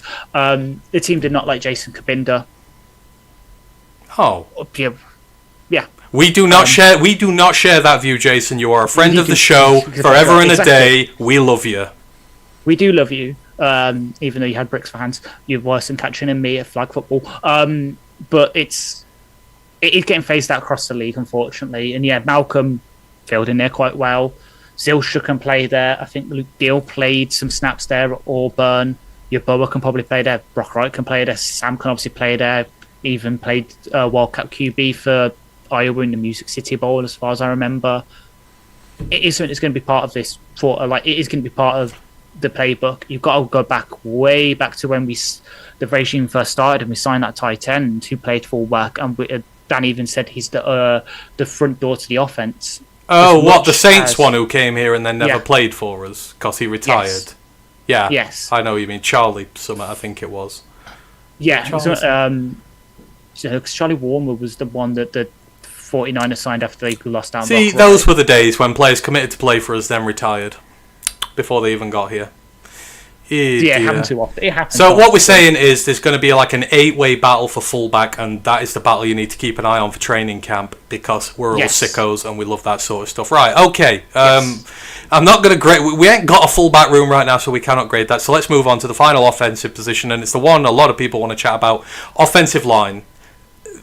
Probably more so than every other positional group on offense. Everybody is watching what's happened here, and the question on everybody's minds to start this off, and I've seen it in the chat, and I've not addressed it right now because I wanted to wait till we got here, is Tate Ratledge. Now, for those who maybe don't know, this big long-running argument between second-round rookies and the NFL or teams about their contracts is still running on at this point of time. Obviously, Cleveland, screw them, and Houston decided to sign their second-round picks to fully guaranteed deals over their rookie contract, which has never been done before. Generally, for first-round picks, that's the way, because they're first-round picks. But after that, you get guaranteed a certain amount, but you still have to earn the rest, because it's a good chunk of money. It's over 4 years. If you don't work out, people will let you go quicker if you're not a first-round pick. So it's not the way, as the Mandalorian would never say. This is not the way. But we've got two guys who are fully guaranteed, and quite rightly, every other player drafted in the second round now, apart from Quinshaw Junkins, who's in jail and doesn't have any right to talk about this, is going to their agent, well, I want a fully guaranteed deal as well. And, or maybe not so the players, more so the agents going, well, the team's paid out for these guys, we're going to make sure every other team pays out for you as well, because that is the agent doing his job. If the agent doesn't do that, he ain't doing his job and he might get dropped. So this is all battling on. Of course, one team has reported to training camp so far, out of everybody, the Los Angeles Chargers. Their second round pick, Trey Harris, the wide receiver out of Ole Miss, is now officially holding out. We wondered whether rookies were going to sign their rookie participation agreements, which for those who don't know is a short-term deal a rookie can sign to get through training camp and be paid whilst he is still at large with his main contract. Like, he can just... It's pay to play for training camp, basically, which guarantees him the money so he can practice, play and get the reps he needs, whilst they still figure out the deal in general. Trey Harris has chosen not to go down that route. He's gone down the holdout route. He is waiting for a better deal to be offered, a fully guaranteed deal to be offered. Not to say that all of the other 29 picks are going to do this. And again, it'll be 28 because Quinshaw Junkins ain't doing nothing right now. Some may sign their rookie participation agreements. I guess we're all going to figure that the rest might follow the holdout rule, though, there. I mean, I'm not going to say what Tate's going to do because I'm not going to attempt to besmirch him anyway. I don't know what he's thinking. I don't know what he's doing. Obviously, we need him here, but this is going to be the big question, right? Because we need a centre this year, and presumably he's going to be the centre, and we need Tate Ratledge here taking every single physical snap possible because he needs it, because he's never played there before. This is not the most ideal sitch coming into camp. It's probably going to be one of the bigger questions knocking around till this is resolved, but they need to do it soon. They do. The good news is, at least in my mind, is that Tate is the kind of guy that probably wouldn't hold out like this, that he will sign that rookie participation waiver and let the agent deal with what he needs to, kind of thing, because he's that kind of football player. And that's the kind of players that the Lions take. Like, it's just the kind of stuff that you expect. So if he does hold out, I'm going to be honest, I'm going to be very disappointed. And it probably will hurt him in the long run because, as you say, we want him to be that centre, and if he doesn't report, then someone's going to have to play centre, which means Graham's probably going to go there, and then you're like, who's going to play right guard? Because I'm penciling Mahogany in at left guard, fits him better in terms of our scheme. Who's going to play that right guard? And honestly, it's between Frazier, and it's kind of, I know it's scoping ahead. That right guard position then comes open. It might be Ratledge when he comes back, but the other players in front of him will have a step up getting there. But as I say, I don't expect him to hold out. Like, I get why the text, because obviously we're ragging on the Browns a bit here because they did it with Schlesinger. Texans did it first with Higgins. Like, it's a whole thing that basically I think the agents of those two, because got to remember those are the top two picks in the top of the second round. They were basically like first round picks. We were basically nearly first round picks, exactly. So we should be paid like such. We should have those fully guaranteed contracts, because what happens to us if we get injured? Because Schwesinger, we've got to bear in mind, obviously, former walk-ons come up. Now he's finally got his big payday. He wants to make sure his family's good. Jaden Higgins, brilliant guy. He's obviously he's seen what happened to Houston Texans receivers the past couple of years in terms of injuries. Wants to protect himself. Fair enough. But you're now having this knock-on effect where, yeah, for the most part, unless you're Quinton Judkins, as much as we like to rag on the Browns, every other player is more than in their kind of right to say, okay, yeah, we want the same deal. And this is a trickle-down effect it will have now, because then it'll happen with ease, and then in a couple of years' time, whoever's picked 65, 66 in the draft will then turn around and say, well, I was basically in the early second-round pick, so I want a contract like that, and it'll just trickle down to the point where we'll get to that, and then obviously the NFLPA will have to step in. But Ratledge, I'm probably guessing won't hold out. I know obviously Harris actually was only a couple of picks ahead of him. He's picked 55, so we're getting down into the dregs of the second round. But he doesn't. It's the charge. Like, I was about to say, it's Ole Miss in a way, because they've always had that sort of reputation. They've obviously got better the past couple of years, but they've always had that reputation of not being the best football character-wise. I'm thinking back to the days when DK Metcalf and AJ Brown came out of there. They've always had a bit of a reputation about not being the best football character-wise, so it doesn't surprise me. But out of them, Ratledge probably won't hold out. I know he's looking at other teams, but Jack Beck for the Raiders also strikes me the kind of guy that probably wouldn't hold out. So I'm not too worried about it. This all depends on what I think some of these players, it will not be in their hands. It will be the agent telling them to. This is the weird thing. This is why I think you sign your rookie participation agreement and just do that. I know you can get hurt. I mean, this is very naive, but in the naive old days, I was always convinced that the rookies got all their money anyhow. I thought that was the point. You get a 4-year deal, you get all your money. I didn't actually realise the deals weren't fully guaranteed until this all came up. I just thought you paid them all these, even if you sort of did them early, like, you're going to pay these guys, but apparently not. But I think it was Brent earlier mentioned, and I swear he asked us this on the college pod, is this going to happen more because NIL is happening in college? If you're earning $2 million a year at Ohio State or something like that in your NIL, and then you come to the NFL and you're picked in the second round and you're not guaranteed that much of your money, and you're going to be taking a pay cut to come to the league. If you fully guarantee that second round deal, you will still be on the same money of what you've been on before. But if you don't, you potentially might not be, and maybe it is figuring into it. NIL is a little bit, but this is going to set a dangerous precedent going forward, because if all the second rounders hold out, then the third rounders are going to start doing it, then the fourth rounders are going to start doing it, then it's going to be a cascading effect forward. So it's going to be interesting, but as a person, I don't expect Tate to miss anything, but this depends what his agent is telling him. So it's not ideal, obviously, and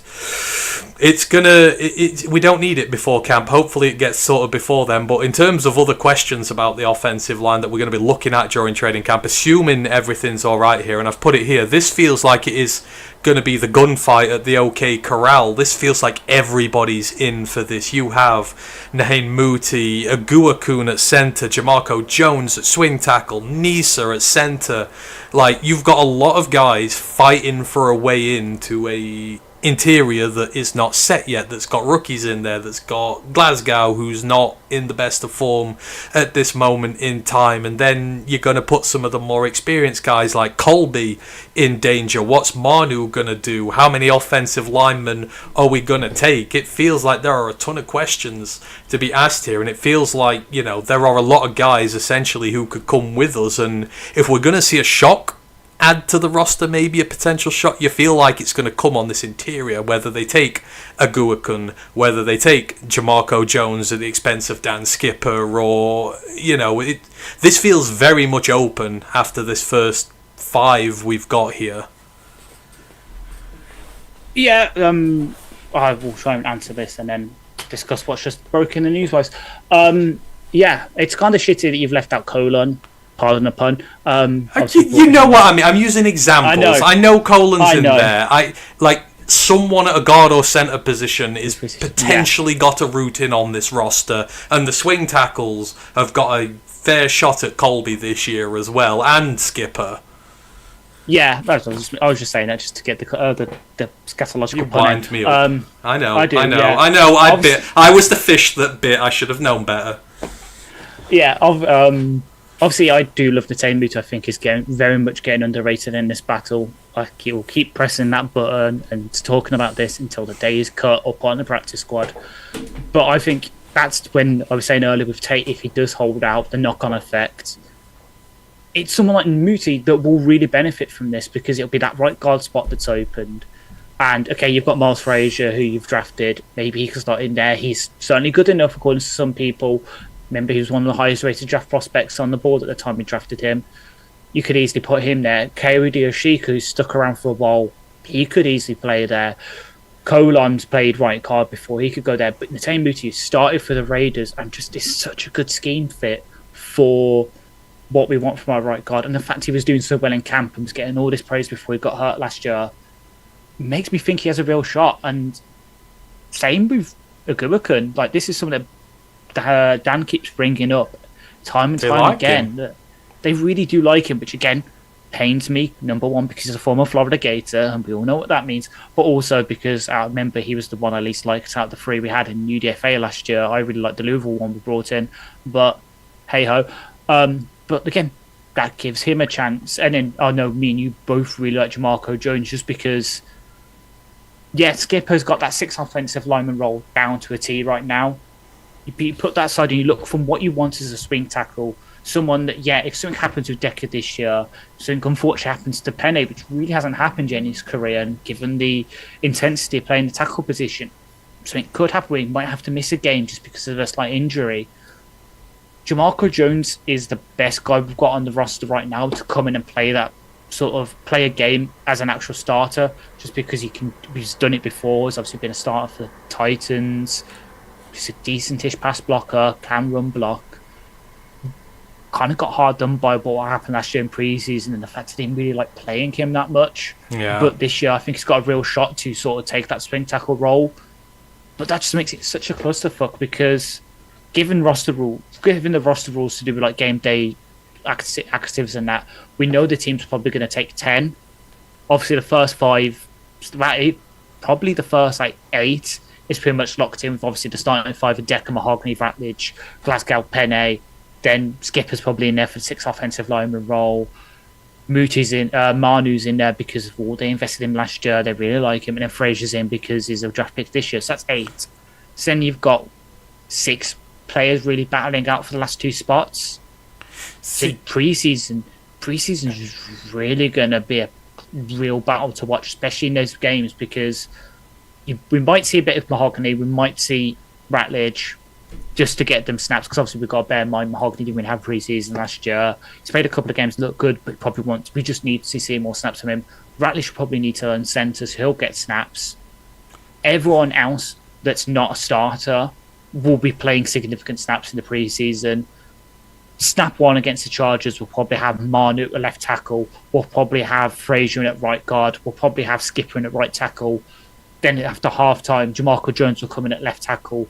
Sawsdall will probably get a chance at right tackle. Mason Miller, the UDFA, we've got INDSU, who's had some good reviews as well. He'll get some snaps. It's going to be, as you say, it's going to be a real Mexican standoff where at the end, there's going to be some players that we're going to cut. I'm going to be like, why we cut him? He's played really bad in preseason. And then another team has a shit offensive line, because we've got to bear in mind there's not enough good offensive linemen to fill out all 32 offensive lines with decent starters. There are going to be offensive linemen that we cut to when we come down to cut down stage. They're going to sign for other teams, probably play significant starter reps and look good. And we're going to have some egg on our face. But that's where we are as a team now.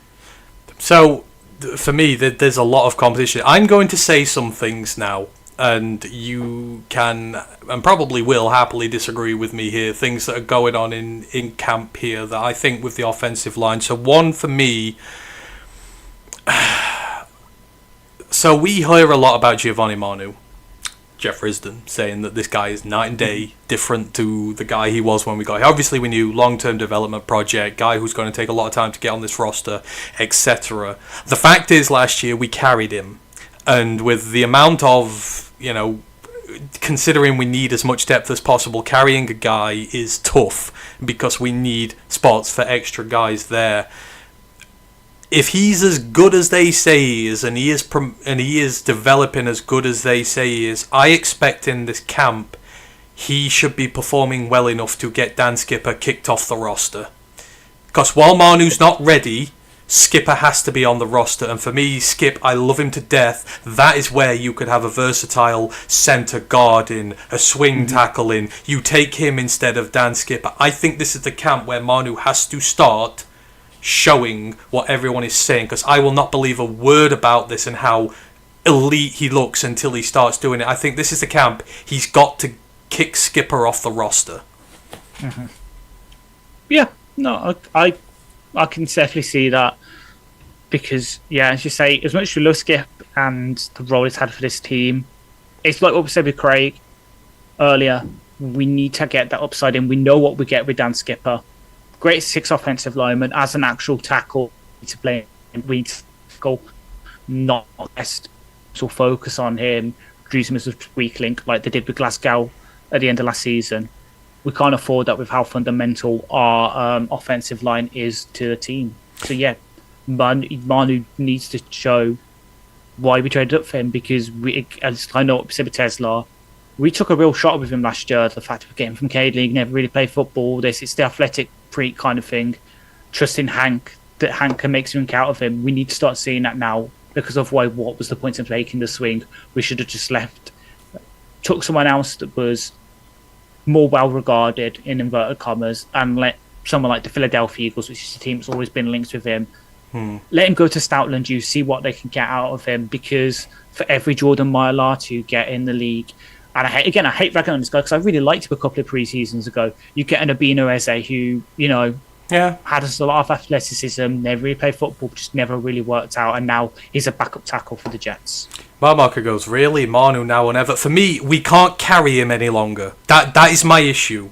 We can't keep them both, because I just don't think Skip offers enough, really. I mean, obviously he's the backup tackle, left tackle if he goes down, but for me, you're keeping Manu and Skip, you're robbing yourself of a position elsewhere, like we might need. I don't want to see Manu just inactive every game this year because he's still developing. I just don't think you can afford it. That's where I'm at. For me, it makes this roster a lot better if Manu is good enough to be the 6th man. And I don't think that's unfair to say of a guy we traded up for, spent a lot of picks on, and he's had a year in the system to develop. If you're not better than Dan Skipper at this point, and again, I love Dan, I just think that's a waste for me, and it gives us more room to give other guys, like you can take Jamarco Jones then potentially as well, instead of not having him on the roster. So I think that is one for me. Frazier, I think I love what Frazier's done, but you look at all these guys in the middle, the centres, the guys who specifically play there. I think if he plays well, he does, but I think if he struggles in camp, I don't know, I'm not sure 100% that he will make the roster. I just think there's going to be a bit of a bloodbath there with all these guys in Aguakun, Nice, Muti. They've been around the team a long time. Jamarco Jones has been around. Owashika, you would figure they trust Owashika a lot by now. It's how many do you take? This is the question. Because I think, was it Eric did the thing the other day where he says they take next to no offensive linemen in at the start of the season and build up as the season goes on. Like, they don't really take a lot. So that would work against some of these guys, but I think we need to take a few more this year. That's just my own view. I'm a bald guy on the internet, I could be wrong, but I think Manu needs to get Skipper kicked out this team.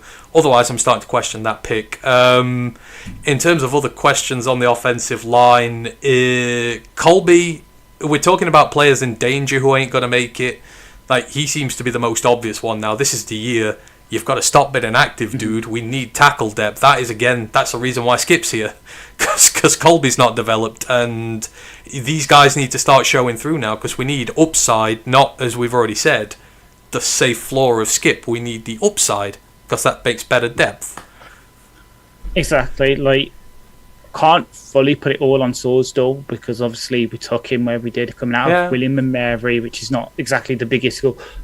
We fucked around his position the first couple of years because obviously he was a tackle in college. We put him up guard for a bit, and then we moved him back out to tackle this pre-season. I suppose he was taking some snaps at centre as well. He hasn't really had a chance to settle into position, which has definitely hurt him. But at the same time, it's kind of like that what happened with Houston, where you can't. With Houston, he obviously settled into the EPR role. Then we're trying to expand it out. We should have let him stay at one position, then start expanding out when he's got set in that position, and that's the scary thing. But yeah, he's probably now going to crash out the league. To be honest, as much as people like him, he's a good interview, a good story, and all that coming out of William and Mary. He's got a real mountain to climb because he's got to beat out Manu. He's probably going to beat out Skipper. He's got to beat out Jamarco Jones to win that OT3 role to really stick around on the roster, because we talk about guy who was on the 53 last year a lot, wasn't inactive for basically every game, and that's not a good sign. And Colby he played a lot of, I'm pretty sure he played all of last preseason. Like, they worked Colby out a lot. I would expect them to do it again. He needs to play right tackle all 4 games, all preseason, and they just really need to give him every opportunity. We need him to be good, but we've got to start getting brutal. I think this is the thing. Some of these guys who we've spent a year or two, we've invested in, your Craig Reynolds, your Dan Skippers, we now have to start getting a bit brutal, and we have to start demanding a little bit more from some of these positions. Brent goes, but can Manu catch? Brent, you're asking the wrong questions. The question you should be asking is, can Manu declare eligible?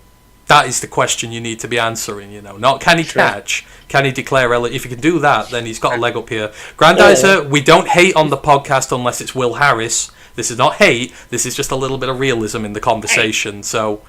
What? I was Will Harris's number 1 defender when he was here. I mean, me. I don't hate unless it's Will Harris. You have to be a very specially type of bad player for me to hate you, and Will Harris was that.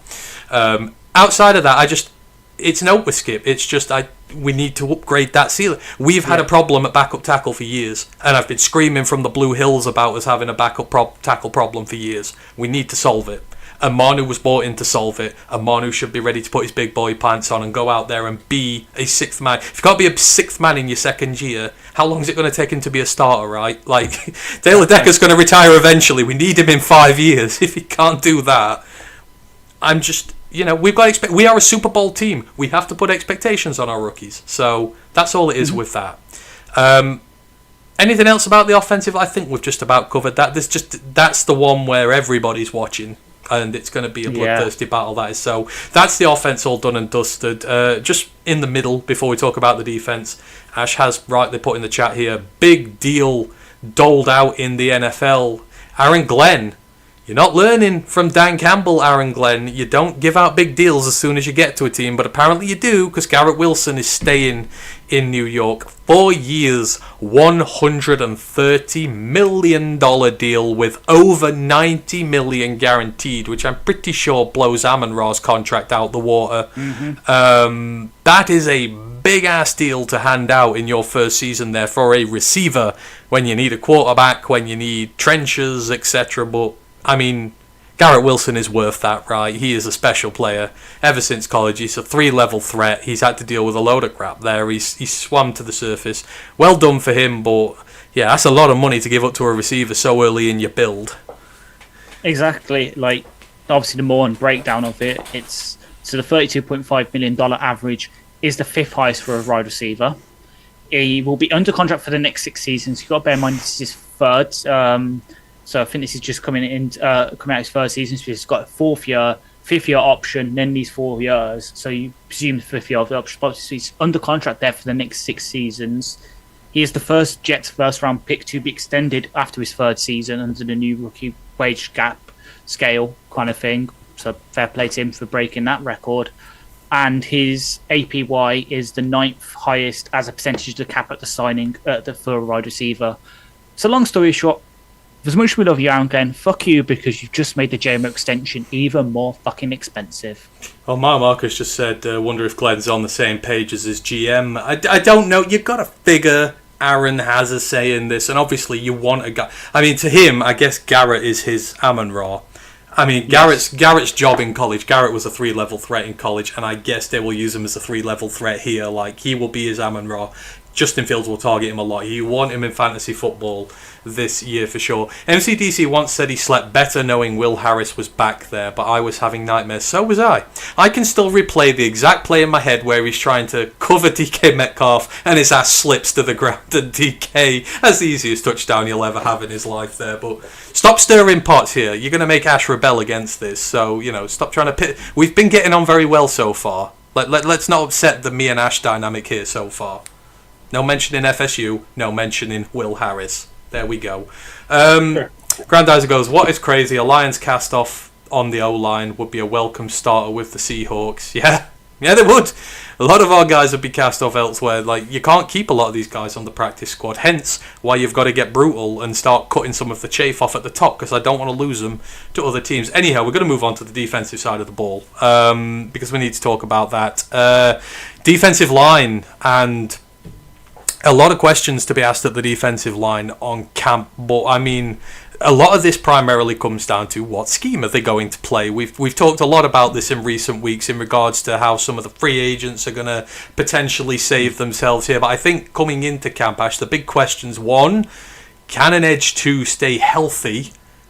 Not looking at you, Josh Pascal and Marcus Davenport, etc. Can someone play well and stay healthy? And two, what is the interior going to look like? Who's going to step up in Aleem's absence and lay claim to being DJ Reader's partner there? There are starting positions to be had on this line, and there's a good pool of depth for both DT and edge, but someone's got to step up to start. There's a lot of good rotation and good depth in there. Somebody's got to make that jump up and say, that starting spot's mine, I want this, and camp's going to be huge for this, especially the edge position. Yeah, so obviously with the edges you can't, the edge 2's just got to stay healthy. That is the big, well, it was the big question for the roster before the Ragnow retirement. Now obviously the starting centre.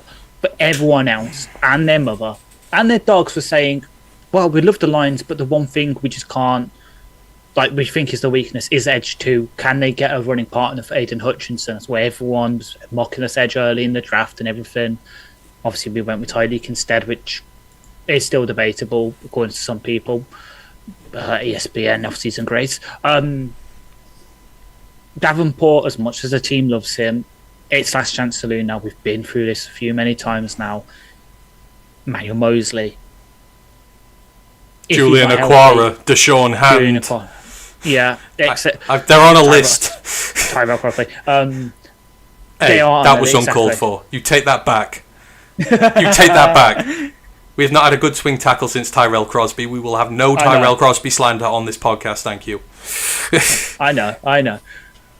But it's true, because Davenport and Pascal, as much as I love Pascal and I will defend his role in our system, neither of them have got, the greatest health record.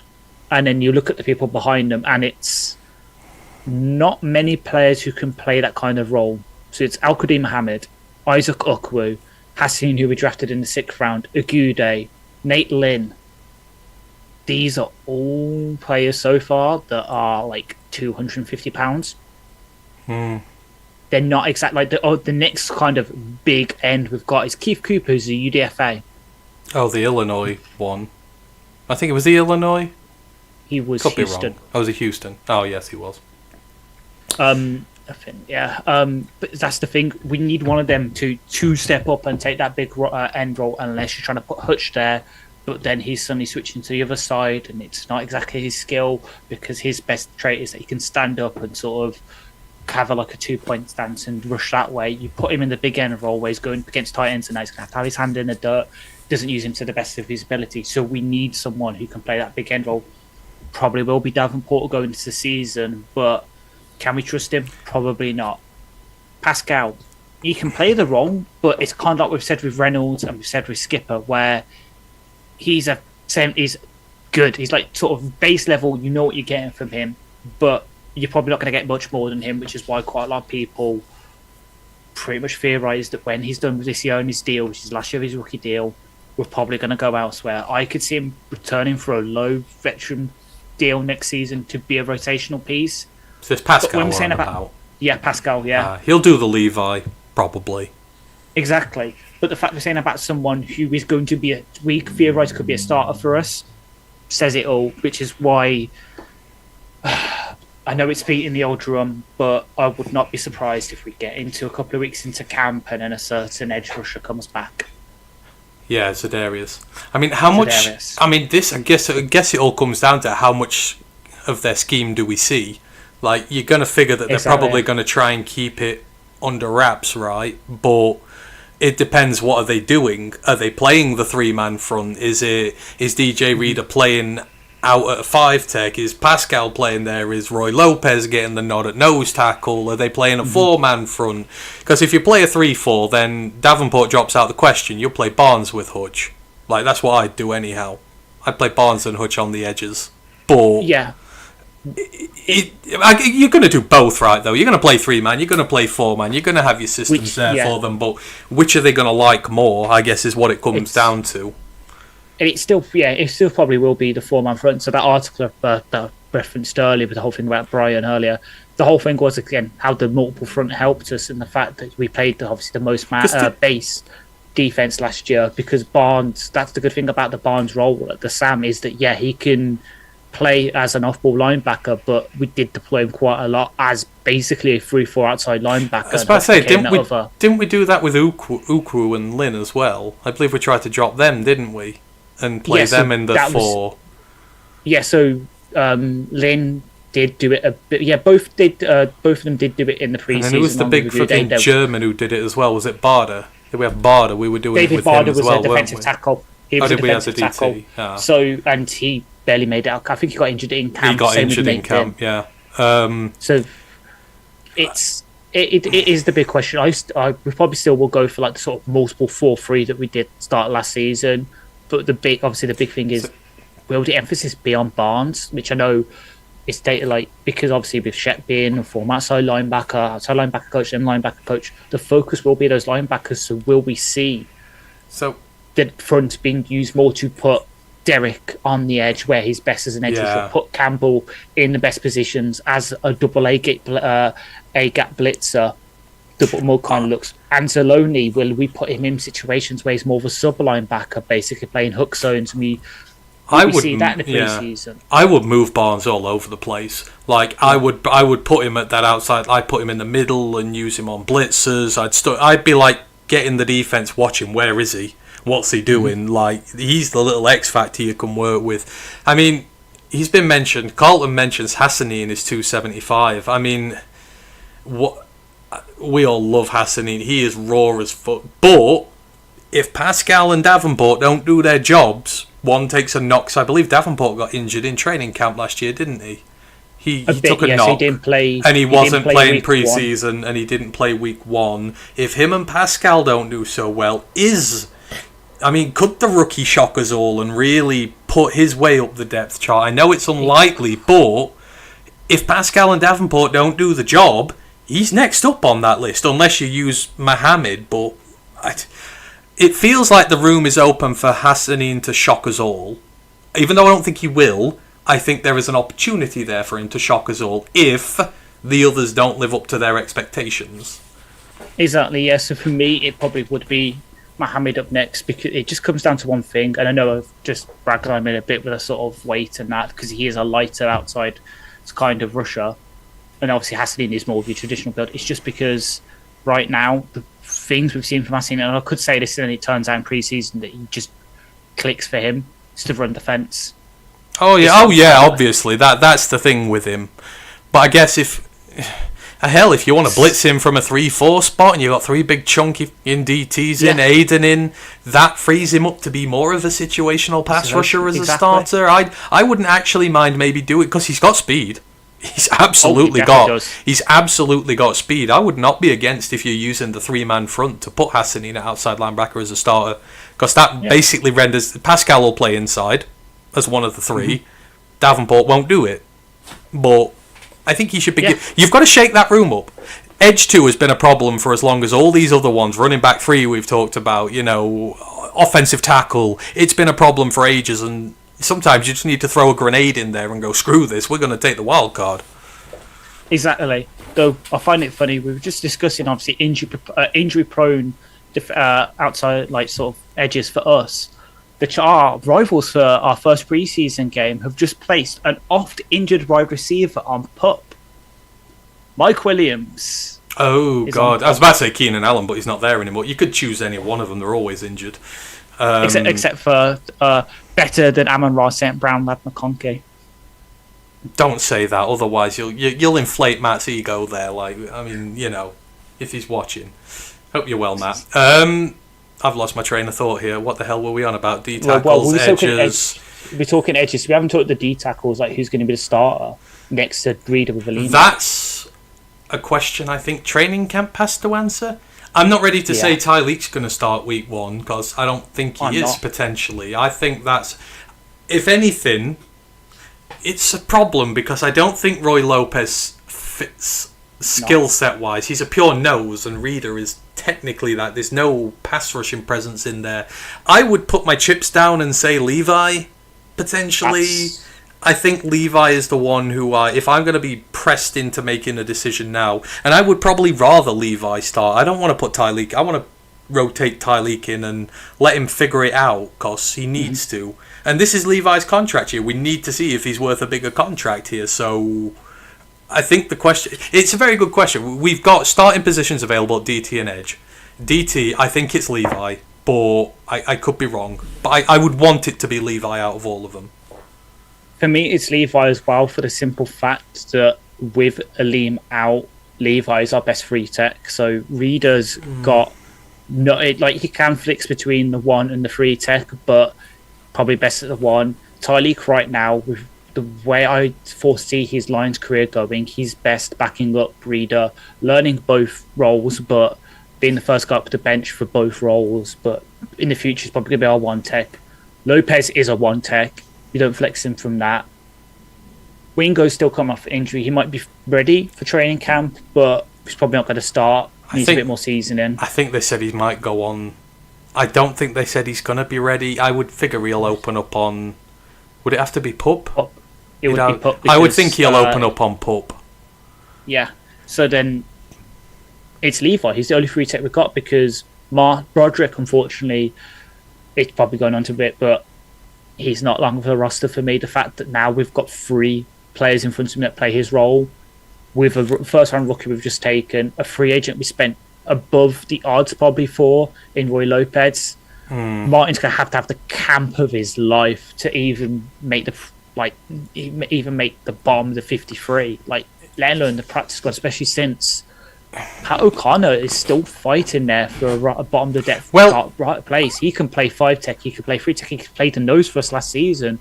There's someone who, I'll probably say won't be a starter, but someone that could be there at the bottom of the 53 and back up 3 to 4 roles. There's someone that could really shine in pre-season and make a name for himself. See, I think Wingo could be in danger potentially. Like, if you are going to take this depth room with you, obviously, if Alim was healthy, I would certainly say he was in danger. But I mean, you'd have Alim, Reader, Tyleek, Levi, Roy Lopez, potentially Broderick Martin. Like you said, if they take Pat O'Connor, they seem to love Chris Smith for God knows what reason. But Meke could potentially be in trouble. If Broderick can beat him out, then he's in trouble. I know he's only the 2nd-year draft pick, but you've gone straight to the well for Tyleek again. You've got a high-paid thing. I don't think anyone would snap him if we cut him either. I don't see him being poached. It's different roles for me. So for me, he's in a different bucket to Tyleek, Broderick, Roy Lopez. Yeah, he's in the Levi mould, but it's like when Alim's back and Levi's there if he's playing well, and then you've got all your other guys. I don't know. Maybe he gets cut during the season. I don't know. It could be, but I think he's still stick around because he was doing well. I think he got hurt before Alim as well. But then the good news is then if you keep him around, you're 6 deep at the defensive tackle position, which I know is a lot for us to carry. Usually only carry 4 or 5. But then you've got 3 guys you can rotate at the 1 tech, 3 guys you can rotate at the 3 tech. You can keep him fresh because that was the thing that really got Alim that I'm going to say causes obviously the ACL. happen kind of thing. But the fact that he played consistently a lot of snaps at that position, at that kind of weight, it's going to do him damage. That's why obviously it's good news we've got Tyleek and Lopez now is we can rotate Reader. He's not having to play all these snaps and get himself hurt. That was the problem. DJ Reader didn't start the season, which is what I think put the stress on Aleem. Because he's one of your main guys that you put in there, and plus we play a lot of 4-man, so you've got to have him in there. And obviously Mekki was hurt as well, so there were a lot of hurt people last year, which is what stressed these guys. So there's a lot of questions to answer here, like starter position questions as well. So this is one of the other big areas of training camp. So overall, we didn't do so quickly. Back to the offensive line, 1 to 5. What is our trust rating in them right now? Like, 3. Actually, I was going to say 3 as well, because I think that interior question needs answering.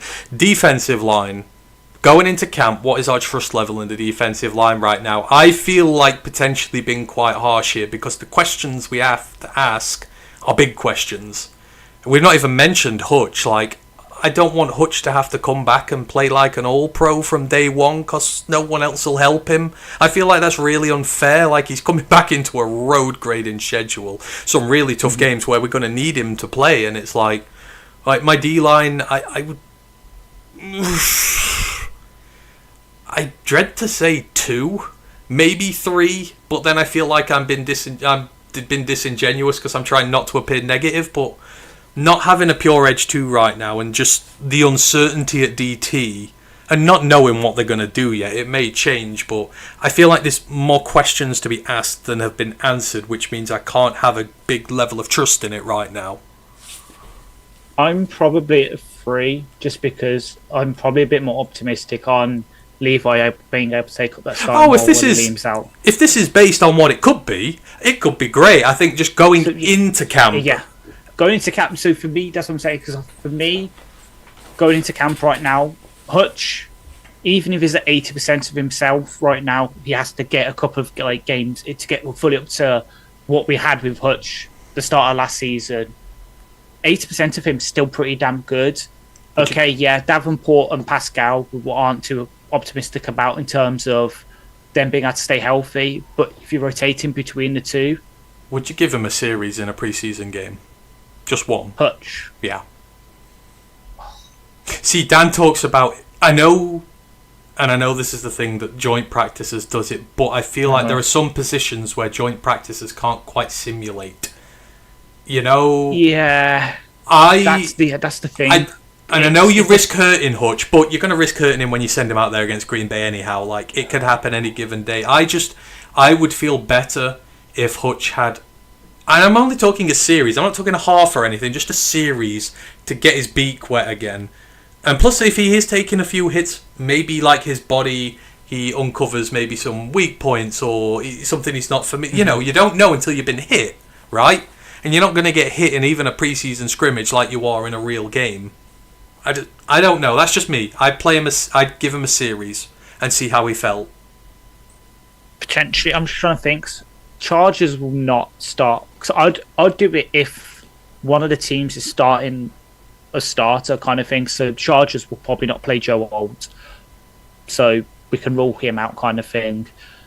If the Texans have got, obviously, the first proper one, that's not Hall of Fame games, obviously Atlanta, they're not.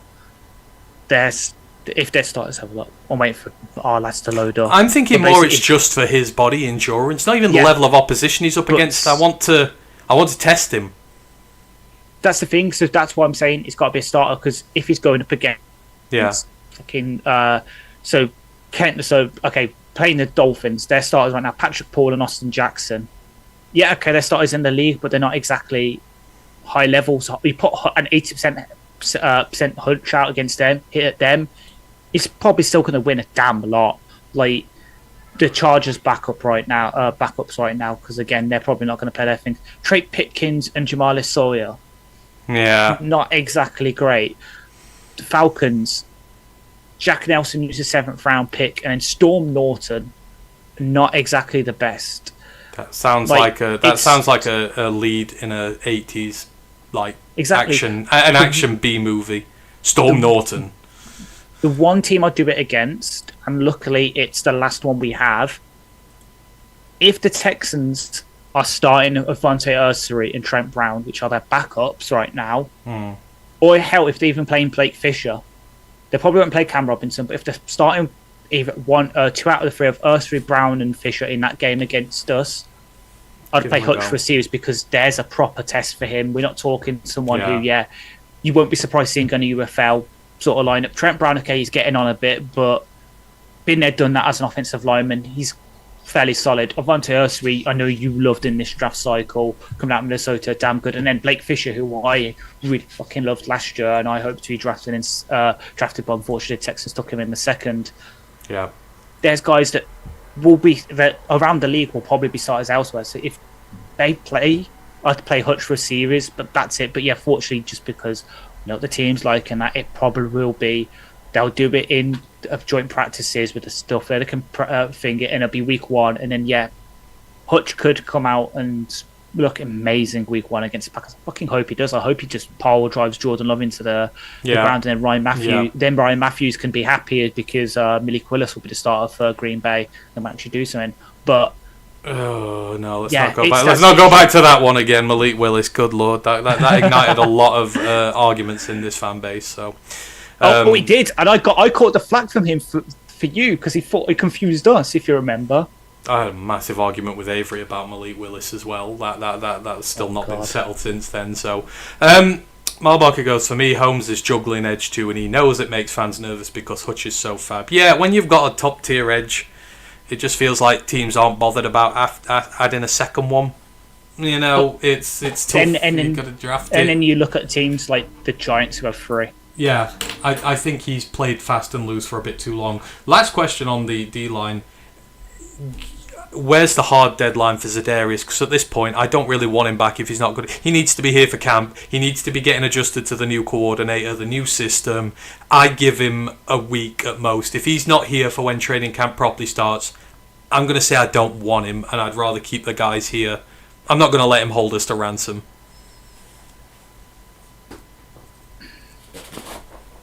That Dolphins game, if he isn't here for that week just before the Dolphins, like sort of the week leading up to that Dolphins game, because by then we've gone through the Chargers game, we've gone through the Atlanta Falcons game. It's the 16th of August, that game. You've got 2 weeks then, so you've got that week against Miami, a week against Texans, the week off obviously between because we don't do that last one then, and then that gives you 3 weeks to acclimatise. You just skip all the condition stuff, which is what vets don't like to do. Yes, you pretty much know, like, edge is pretty easy to grasp if you know stuff, and most of the verbiage will probably say the same because Shep will probably keep a lot of the stuff the same. But yeah, you need that couple of weeks because you'll probably be playing next to Tyreek a lot. You'll probably be playing next to Levi a lot. Because you've got to remember at that point, at certain points, Levi and Za'Darius were starters at edge. You just need that chemistry, so I agree. For me, I'll give it a couple of weeks longer just because I know what these vets are like. Like, it'll be with us signing Teddy Bridgewater a couple of years ago where we didn't sign him until about halfway through camp. It'll be like that. If he's not here by the halfway point of camp, the week going up into that Miami game, then I think that ship sailed. Hope he has a good time for his gold. But yeah, unless you're in that kind of thing where he waits like what Odell did, what Sue used to do, bring it full circle to back to start the podcast, where he waits until the trade deadline roughly to sign with a team that he knows is going to contend. Yeah, if he wants to come back here, it's got to be by that midpoint of camp because otherwise there's no point. Yeah, if you're here for a Super Bowl run. This is Grit City. You don't come here and half-arse it. You don't wait till the last minute. Get your ass here to training camp if you want to be a part of this. If not, off elsewhere to a team that is going to let you half-arse it. So, yeah, he's got to be here soon for me. Otherwise, move on. Right, we've got two groups left to do. Linebackers up next. I mean, for me, I don't know if this regards a lot of conversation. I feel like linebacker, we're going to be pretty set on where we're going to be. Obviously, Malcolm ain't back till November here, but you've got Alex, you've got Jack, you've got Derek, who are going to be your frontline 3 each with their different role on the team. We've given good money to Grant Stewart, who's going to come in be the special teams ace as well. I think after that, you're looking purely at the depth positions here. Who's the best special teamer of them all? Obviously, you've had guys like Ezekiel Turner who've done a bit in the team. Trevor Nowaski has looked good in this team as well, backing up Barnes a little bit. Pittman's been around forever. Zach Cunningham's been around the league. But you feel like this is just a real fight for the last couple of spots, who's going to win on special teams. And there's not really anything here. For me, anyhow, you may disagree. I don't think there's a lot here Camp's going to tell me about these guys, apart from just depth spots. There is another question that's with the linebacker position, and I know it's not a question you probably like to talk about, but it is one that the fan base will have, and it's what will Alex do? I know me. Oh, sorry. Are we talking contract here? Not. Yeah. Okay. We're talking. Will Alex hold out for a new contract? I'm same belief as you. That I didn't consider this actually when I was thinking about it. So no, this is fair. I know me and you are both the same opinion that he's not the kind of guy that does it. I know we didn't turn up to some of the other off-season stuff, but they were voluntary in that, and he usually doesn't do that. All right. He doesn't. Let's ask it as a 2-point question. What do we feel like in training camp if Anzalone comes here? I feel like this is a, Cunningham and these guys are fighting out for linebacker 4-5, whatever, right? 5, linebacker 5, because Stewart's 5, in. 6, I think Stewart's going to make it in quite easily. So if Alex comes, all is right with the world depth. Okay, let's discuss the theoretical option that Alex doesn't come and Alex holds out. All of a sudden, then, we are in a little bit of a pickle. Yeah, because you look at the other guys that are on the sort of roster right now, aside from Malcolm, Grant Stewart, Nowaski, Cunningham, Pittman, Turner, Deron Gilbert. The bad news is the one I trust most in coverage is Deron Gilbert, and that's because he was a safety linebacker hybrid in college. Nowaski and Pittman are both Barnes backups. They're edge rushers that are light, that play that Sam role. They can run defend, they can pass rush, can't really cover. Grant Stewart is he's JRM. I know JRM once upon a time was our best coverage linebacker, which says a fucking lot about our linebackers, but he's a point and shoot linebacker, very much in the mold of Campbell.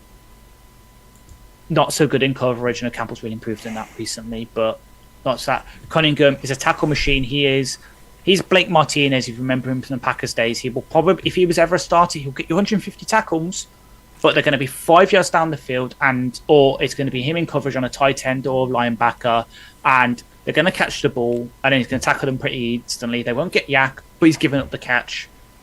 And then Ezekiel Turner, well, we all saw that Bills game last year. That's all I have to say. Yeah, I think. And quickly before I go back into this, a big apology to David Desser. Subscribed to us on YouTube an hour ago. Thank you, David. That was what that weird noise went off of me. I've kept meaning to mention you, but appreciate you subbing and appreciate every single one of you that follow the channel. Yeah, as Ash said, this Anzalone, again, with Anzalone, like Ratledge, I get the feeling that he's too much of a good guy to do this, to hold out or anything like that. So I am very much, he will arrive and they will sort this deal out, whatever it is. If he doesn't come, you've got to go to the trade market. Obviously, Jack is then accelerated to your green dot. You give him control of your defense and you say, look, you're a first round pick, dude, heading into year 3. This is you now. This is your defense. You're going to have to take the step. Obviously, you've got Derek in there. If Malcolm was here, I think it would be more palatable because Malcolm can play a starter-level load of snaps and play really well. And I think you've got the depth behind to deal with it. But Malcolm's not here, and he's not going to be here till November. I think that gives you... That is tough. My only situation here would be... I don't think Brad would walk into training camp with the possibility that he's going to hold out and potentially put a big hole in this team. I think they would have talked to one another, and Dan has said they've been talking to one another.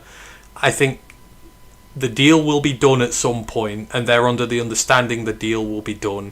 I think if they thought there was going to be a big problem, there would be some movement on this story by now. They would either put him on the trade block, they can't come to a deal. I don't think they'd let us sleepwalk into a camp with a big problem with Alex. That's the only thing here that's given me hope we wouldn't have this situation. Yeah, the thing that scares me in that regard, though, is the Zach Cunningham signing. It seems Like, I know I've just said he's not the perfect replacement, but in terms of... He sticks around till Malcolm gets here. Yeah. That's the thing. Because he's a veteran, he's been there, done that. He's been in a load of systems.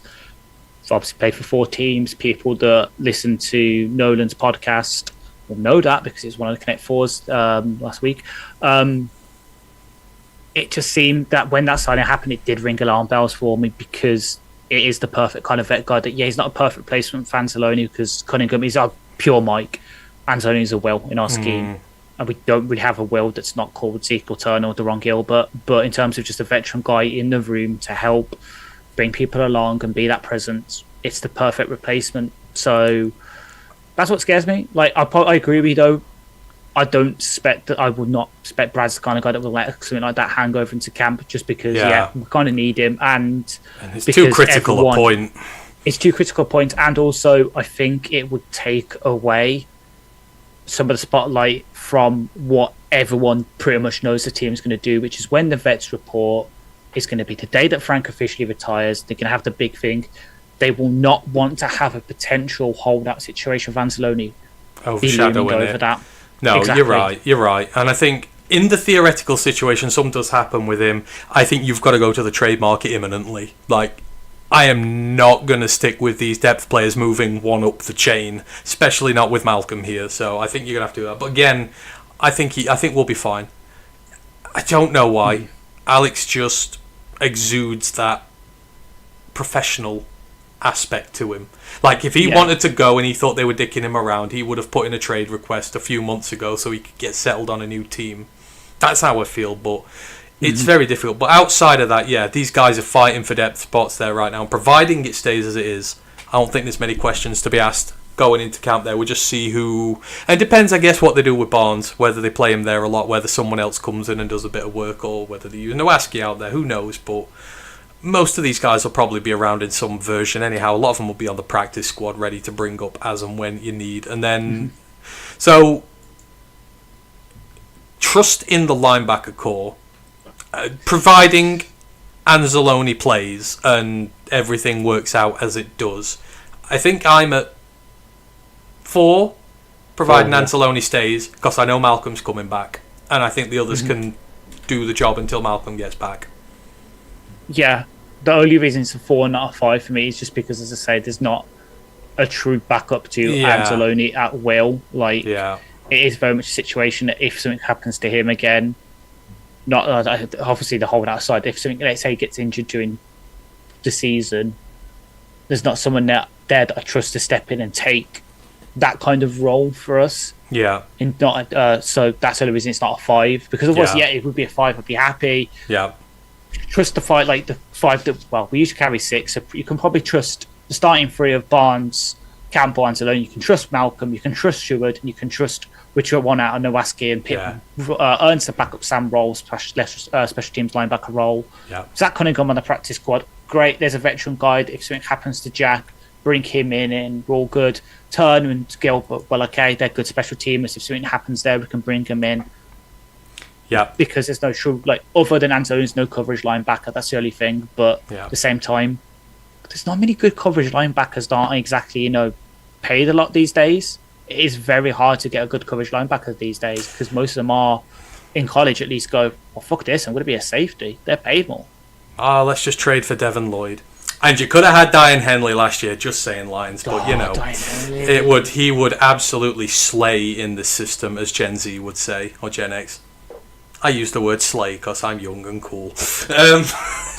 And then the last group, hello, fellow kids. Hello, fellow children. The last major group we have to talk about here is the secondary. And I've not put corners and safeties separately because for me this year, one's potentially going to feed into the other. Now, how fierce is this cornerback battle going to be with so much depth? You talk about guys like Avonte Maddox and Rock Ya-Sin looking in.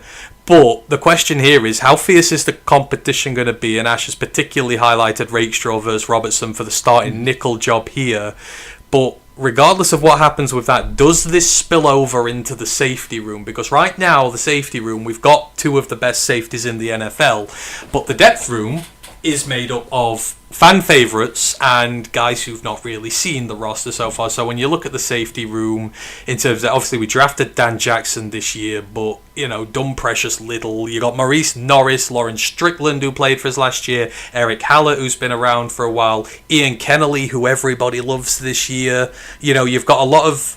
This is where your potential draft, your diamonds are, your potential guys who've been sat there, but they're not household names.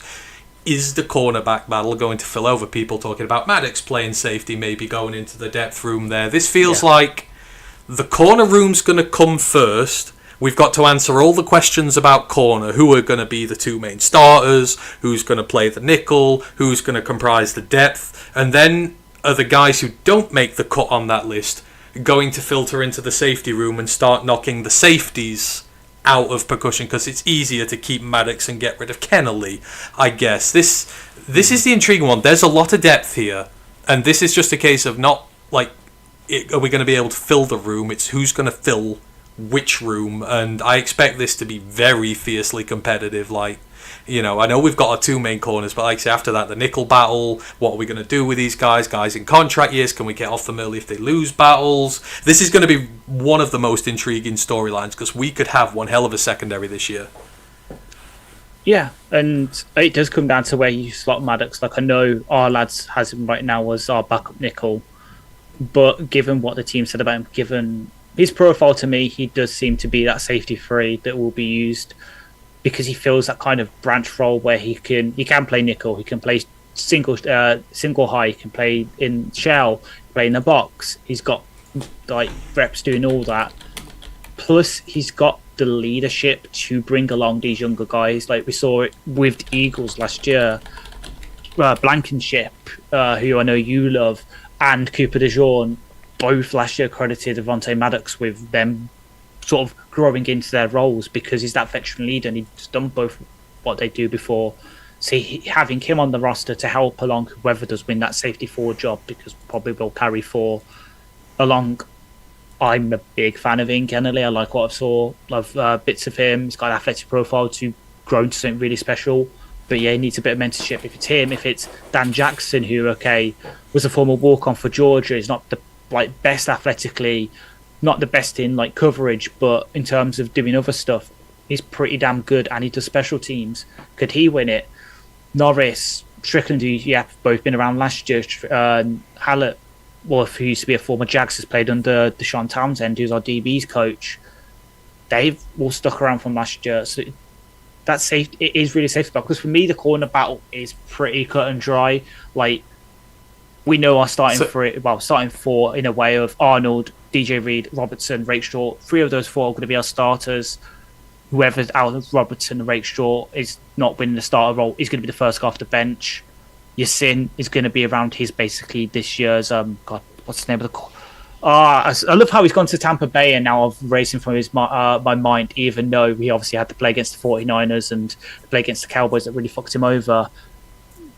But he's going to be our corner 5 veteran guy, and then Khalil Dorsey is going to be our, when he's back off his leg break, he's going to be our cornerback 6 and our gooder. Like, for me, cornerback, it will take something special for someone to knock one of those corners off the roster for me. So it is really that safety battle, and who wins safety 4. So, hi Lisa, first off. Lisa's in the building. Hope you're doing well, Lisa. So this just goes to show So Carlton says, I think they're keeping Rakestraw. I don't think that's in denial. Like, Rakestraw's not going to be cut. Like, absolutely not. Grandizer goes, Lions cornerback 1, 2, and slot cornerback. Are they set, or are they up for grabs? Is there a battle? I feel like Amik's done enough to earn that nickel spot, but then we look down this list at what people... Carlton goes, Rakestraw at outside cornerback now.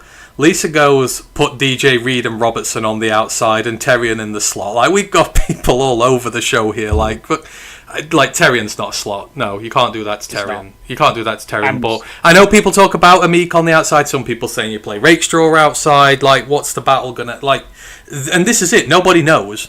Nobody really knows, but when it comes to are the starting 3 set, I would feel like if you were asked that question today and they had to start a game today, that Amik would unquestionably be the slot over Rakestraw. Rakestraw needs to prove his health for one, but I think Rakestraw's on the outside looking in for it. For me, I mean, like, he's going to play in the rotation. He's going to play a lot of snaps, but I do think Amik has earned the right to have first shot at that slot. But while I agree, Amik's definitely earned the shot to be the first one up at that.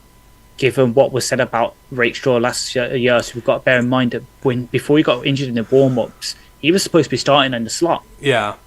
And then what they've said about him so far, I think the battle is a lot closer than some people might think. And it might be, and I know we theorised this, I think it was last week when we were discussing for agents. If Rakestraw comes in and starts at the slot and looks really damn good, as much as we love Amik, and you can't bury what was born in the dirt and all that, and how he's taken up the mantle of being the kind of figurehead in terms of grit in that secondary for us, in terms of the quotes and how he's played and where he's come from being the Raiders and being forced into the slot there and then finally getting his chance and looking good and then getting cast off to us. It would pay me, but Amik becomes a trade piece later in the season. Because if Rakestraw becomes that good, then you want to get him the snaps because he's the younger guy. We've got to bear in mind, this time that when we were mocking last year, there were mocks giving us Rakestraw 28, and people would have been happy with that. He's good, but yeah, it's just because of the injury last year, and then because of how good Amik is. Amik's definitely earned the shot to be the starter going into week 1 right now, particularly his history against the Packers and intercepting Jordan Love. But I wouldn't be surprised if it actually turns out Rakestraw. I think it's a lot closer. For me, it's like 70% Amik, 30% Rakestraw, but going and get it. But that is very much a battling camp that I'm looking at, because it could end that you have Rakestraw to start in the slot, and then Amik's the first one up at either slot or outside. Okay, so I'm gonna throw a flare in the hornet's nest here and really put this up. But who has played 900 snaps in the slot over the last 2 years, who we initially could be the best slot in the league? I know he's done it at another position, but I know Branch's snaps declined there by about half last year. He still played 300 snaps in the slot. They're going to play a single high guy maybe a bit more. Are they going to bring Brian in, and then you're going to move others around?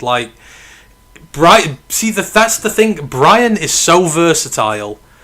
You play him anywhere. Sometimes the matchup is to have Branch in the slot as well, and then maybe if you're going to play Maddox as another safety, then what's that going to do with Rakestraw and Amik? I think it's very fluid, because Branch played 600 snaps there in his rookie year. He played 300 last year. He's played 1,000 times there, so they obviously like to play him in the slot. And I don't think that will change. It depends how much you're going to play with two safeties, I guess, and what you're going to do with it. Yeah, so I agree, which is why it comes to, again, I'm keep referencing this article. I will admit it's behind a paywall, but I've got the email, so I've got most of it, so I can screenshot it and put it in our Discord. But that's part of the argument of why Branch is so good and highly regarded, because he can play in the slot, he can play all these different roles. It means we can play that base package, and then, if teams come out, and we can play against nickel, because then you got Anzalone covering the running back, and then if they're in sort of 11 personnel, so 3 wide receivers, 1 tight end, 1 running back. Anthony's on the running back. You've got Barnes on the tight end. And then, you can bring Branch down into the slot to cover the slot receiver, and then Kirby single high. It's cover 1, which we played at an above league average rate last season. So that's, So while we discuss it in terms of our nickel package, it's between Robertson and Rakestraw. But, Branch will definitely get roles in the slot. Kirby will get roles in the slot because of how much we're in the back end. We will want to trick teams, so we might again. I'll have to find a video that discussed this, but basically there is also a concept we used last year that basically is show man, but then we flipped into cover 3. So there was a play against the Packers. Actually, I'll see if I can find it. God, our Discord's going to be so upset with me later with all the scheme shit I'm going to be putting there, but. They already are, Ash. Let's not try and pretend here. They already are. That's part of your charm. But basically, your point about Branch and Kirby in a way, and in Maddox is very valid, because that's the glory of our defense. That's why it's so good multiple. We finally reached what Matt Patricia actually wanted us to be in a different way, because what we can do with our linebackers and our safeties and our corners, we can be multiple now on our defense. We can play the 3-4 fronts, we play 4-3 fronts. We can play base against nickel packages and not worry, because Brian Branch is one of the best he is the best slot corner in the league when he's playing slot corner, and he's one of the best safeties in the league when he's playing safety. And that's the difference between the Patricia regime. He bought 34-year-olds with dodgy hamstrings. Yeah. We've actually got good athletes who can do the job. Like, that's the difference. So, we can do all these things. If there's one thing, like the way you harp on about Aleem and the fullback dive, if there's one thing a player you would like to see them do more in the secondary next year, like playing Branch more in the slot, what would you like to see them do with a player this year who's maybe not done it, or something you'd like? It is going back some more of those free safety sets that we were promised a couple of years ago. I know obviously Glenn's not here anymore, so it's probably not going to happen. But you remember when we brought in CJGJ, and it was supposed to be that we could play Kirby, Branch, and CJGJ. So who would you play as the third safety in this case then? Maddox. Because we can then do it against... it'll be like a big nickel package, and we can do it against, the Bears and the Packers, both, and the Vikings. All three of them use 2 tight end sets a lot. So the Vikings with TJ Hawkinson and the guy they've just paid like the biggest set tight end 2 contract to in the league. Yeah. The Packers with Musgrave and Tucker Kraft, and then the Bears with Cole Kmet and Colson Loveland. They're going to be playing a lot of 2 tight end sets this year. So having Branch and Maddox, who can play safety and be slot corners, they can cover both tight ends. We can still do the cover 1 looks, and then you've got Breed and Arnold on the outside, and Kirby still in single high. It's cover 1 against 2 tight end looks, and it'll be fucking dangerous. Yeah, because again, you're looking for... The thing is, everyone's going to look for where Brian Branch is in that scenario. Exactly. They're not going to be looking where Kirby is, but they're right to be looking at Branch first, and that's why Branch has it, because you just... Again, where the hell's he going to be? He may not do the sexy stuff like Kirby does, but he's the one whose eyes they're always on because he can. And they're all... So, I actually like the idea of using the 3 set. And maybe they will, because we've got that many DBs to incorporate. Like, we're going to have to find the field for them at some point. And if you say there's a lot of schematic matchups, there's no reason we can't. This is generating a lot of interest in the chat. So, Grandizer goes, who are your Lions predictionary secondary starters? Corner 1, 2, slot, free safety, strong safety. Who's basically your starting 5? I guess I feel like this is 4 of them are self-explanatory, but who's your starting 5? So DJ Reed, Arnold on the outside. Right now, if let's say we're playing the Packers tomorrow, it'll be Mika in the slot, and then obviously Kirby at single free safety, Branch at strong safety.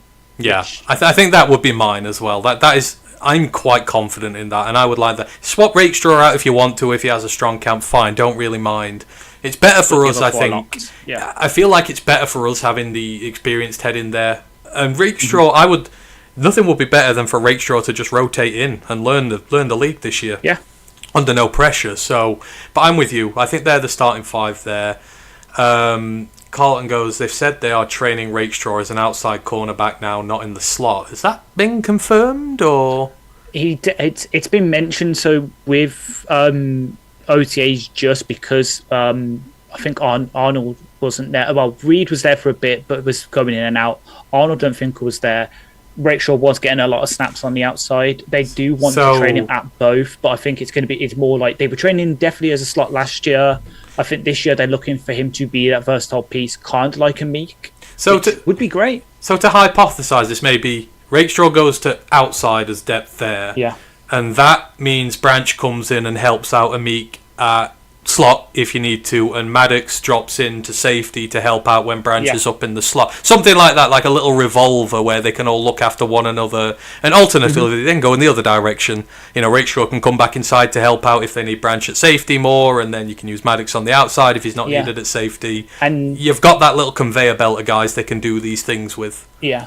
And the good thing about it as well is with how our stuff is. I know we've said that Arnold and Reed aren't slot cornerbacks per se, but let's say we're going against the Vikings and they put Justin Jefferson in the slot. Well, you can just put DJ. I know DJ Reed was drafted as a slot corner, didn't do so well there for the 49ers, moved to obviously the Seahawks, balled out and then got his contract to the Jets as an outside corner. But you can put Reed in the slot, cover Justin Jefferson, and then you slide out a Meek or Rakestraw or Maddox or Branch out to the outside to cover whoever the fucking Vikings wide receiver 3 is right now that isn't called, well, maybe their wide receiver too, because Jordan Addison should be in jail. He will be in jail at some point. You can mix it. You can mix it up. As I'm saying, like they won't play purely slot, but you can mix a match with the man coverage. We can do a lot more man travel coverage rather than just man coverage. But Reed sticks on the left hand side, Arnold sticks on the right hand side. We can start actually traveling corners with players again, doing all those kind of matchup stuff, which is good, which is what we want. Yeah. Brent goes, Amik has proven himself outside. I like that idea. He's got the dog mentality as well. He doesn't let anyone mess with him out there. Grandizer goes, Matthew has turned into a slot host for ROTL UK. Matt is the main guy. He is the main guy. He's just like me. He's taking a bit of time off. This is taxing work. This is, but we love it. But we just need to have a little break sometimes, and he's been really busy lately. So. With his Glasgow, he's still drunk from Glastonbury, let's say. He has earned his R&R time for sure. I have mine. I look better, so there we go. The Grandizer goes, question, how worried is ROTL UK on the Lions secondary? A, very worried. B, so worried. C, not worried at all. It will set itself up. There is more chance of me getting a date with Anna de Armas than there is of the Lions secondary disappointing me this year. I am that confident the Lions secondary is not going to disappoint me this year. There's no way it's going to be bad for me. I just look at the starting five. Look at the starting five and what it's capable of. We saw Terrion's level last year. We know DJ Reed is good. People are terrified to throw on the safeties because they know the ball's going to get picked off for them. I just see special things this year. They could set a turnover record, I reckon, this year in terms of how many they get. And teams are going to try and throw on us. They're going to try and take advantage of that weak D-line, keep the QB in a pocket, throw, and I think we're going to get it. I don't know about you, Ash. I have no worries. I'm quite happy to say, even with the depth issues, I think this might be the 5 out of 5. I have no concerns about this roster secondary-wise whatsoever, and I don't think anything in training camp could dissuade me otherwise. Like, when Rock Yassin and Maddox are like 7th, 8th, 9th on your depth chart and they're steady vets in the NFL, I feel quite happy. Oh yeah, same. So I'm just doing a bit of scrolling because I'm like, this is a 5 out of 5 for me, especially since, and this is going to cause some absolute Vietnam War flashbacks for people. And I'm sorry, but at the same time, I'm not, because it's proving my point. Let's go back to 5 years ago. No, let's not. Can you name the 5 starters? Close your ears, chat. Close your ears. Can you name the 5 secondary starters for the Lions 5 years ago? Amani Oruwariye. Nope. He was not listed as a starter at this point. He was actually listed as 1, 2, 3, 4. Outside cornerback 5. Alright, so safety would have been Deron Harmon. Yes. And Tracy Walker. Yeah. So we got the safeties. The corners would have been Kuda. Yeah. Did we... was Justin Coleman still here at that point? Justin Coleman was the slot corner, yeah. And then the outside corner... it Desmond Trufant? Yes, Desmond Trufant. That has just made me sick, saying those names. Exactly. That proves my point, though. That's what we used to put up with. That was what was worrying us this time 5 years ago.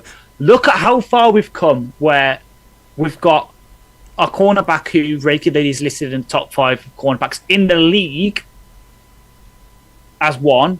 The other one, we've got a highly regarded draft pick who, people rag on because of the penalties and that, and just because he plays a lot of man coverage and all his players that play zone get better stats and that. One of the best, underrated cornerbacks is our slot. A highly regarded draft pick from last year who had a few injury problems, but people had in the first round of mocks last year as our backup right now. And then the best damn safeties in the fucking league. I am not worried. The only thing that can worry about this secondary is injury. And even then, Rachel coming off the bench ain't too bad. Safety-wise, we might be a bit fucked. But the thing is, the only way you put our safeties down is if you eject them for bullshit calls, and even then they flip you the double birds and make an iconic fucking photo. That's why I love Branch so much. That photo is one of the most iconic. It should be in the Louvre. Him double bird in the crowd in Green Bay. So, again, I have no worries about this team. There is more chance of the Dolphins winning a playoff game than there is of the secondary letting me down. So, Hey, Grandizer takes his shots at me. I take them back occasionally. It's part of our love relationship. It's the same. It's the same with Brent. I will take the odd pot shot at Michigan because, he deserves it. And then at Case, I deserve it. So, there we go. Grandizer goes, Ash is on fire. Be careful, Ash. Like, that's not dangerous. That's dangerous to be on fire. So, put yourself out if you need to. Hopefully, you're all right there. Yeah, Carlton mentioned Akuda in there. Marmarka just says, thank you, Sheila. Yes, thank you, Sheila. Thank you, Sheila, for everything. No coincidence that since Brad and Dan came here as well, that Michigan are undefeated in the game. Like, the entire state of Michigan is healed. Like, this is just what they've done for us. Brent goes, Ash is giving me unwanted flashbacks. Grandizer goes, question, apologies, did I miss the Lions linebacker coverage? Is that a joke, Grandizer? That's... Alright, did I miss the Lions linebacker coverage? I feel like that's an insult. Because we've missed linebacker coverage in that is a clever joke, Grandizer, but you did. There's not much to talk about with linebackers unless Alex holds out. Like, the top 4 or 5 are sorted. It's going to be linebacker 6. It's like the least part of the team we're concerned about at this point. Is Malcolm Rodriguez on the hot seat? Okay, right, we're going to take this personally now. No, he's not. He's going to get a brand new contract next year. We're going to pay him a lot of money, and the Cowboy is going to be the Detroit Cowboy for life. I want him to be a Cowboy for life, as much as Brian Branch. Okay. Was a Dolphins fan making fun of coverage linebackers when their best one is James? Yeah, there we go. Like, let's fire the shots back in that direction there. I guess the last question, talking secondary wise here, is can any of the rookies break in? Kennelly, these safeties. Are we talking, are the corners going to sort of bump them down and they're going to use hybrids, or can one of these guys with a good camp force their way in, which would be something of a shock? I include Strickland in this because he's been on the roster, but he's been a bit part guy. Can Strickland, Kennedy, one of these guys break in? For me, Jackson or Kennelly can as safety 4. But at the same time, it wouldn't surprise me if he had to go for Strickland to start the season and then Jackson and Kennelly go to the practice squad. Yeah. Just because, like, Strickland is been on the roster a bit, does special teams. Okay. They might trust him a bit more now, but then hopefully by season end, Jackson or Kennelly are up on the active roster. That all it is they've maybe just take a bit of time to bed into the sort of defensive scheme and learn how to play at NFL speed. Yeah, that's fair. I think Strickland could get his way in there. I think Jackson's the most likely of the draft picks to not make the roster and be on the practice squad, probably. Outside of Love it, yeah. And those two are both in. Because I think Jackson's place came in jeopardy when Maddox came here. Because I think Maddox has now pushed the level of competition for that last safety spot. Maybe. Because I would have had Strickland above Jackson anyhow. But I just love the safety position. 5 out of 5. We've no worries about that. Last one to finish this off, special teams. And then we've only got one question about special teams this year. Between Jake Bates, Jack Fox and Hogan Hatton, who's better at Call of Duty? Because let's face it, there is absolutely no pressure for any of them on their spots. We've got to worry about paying Jake Bates this year, I suppose, is the only problem. But between them, these three can sit down, play video games and chill. Yeah, and the correct answer to that is Jack Fox. Because I actually know about his video. Oh, is Jack Fox good at COD? Oh, okay. Yeah, don't you? To be honest, Jack Fox had like 5 games last year where he had to punt once or twice. Like, he gets to play COD during the game. That's not fair on the other players. Well, yeah, the only reason I say it is because this is going way back, but I used to listen to a podcast first. I was probably getting into doing all this, the Pride podcast, and they actually had Jack Fox on when he first signed for the team, and he was living on Matt Prater's couch. And yeah, he was playing Call of Duty with Matt Prater all those years ago. Yeah. Okay, that's good. It wasn't very long, Grandizer. Like, these are long shows, so where we don't need to really talk about it, we try not to, so we can talk about other things instead.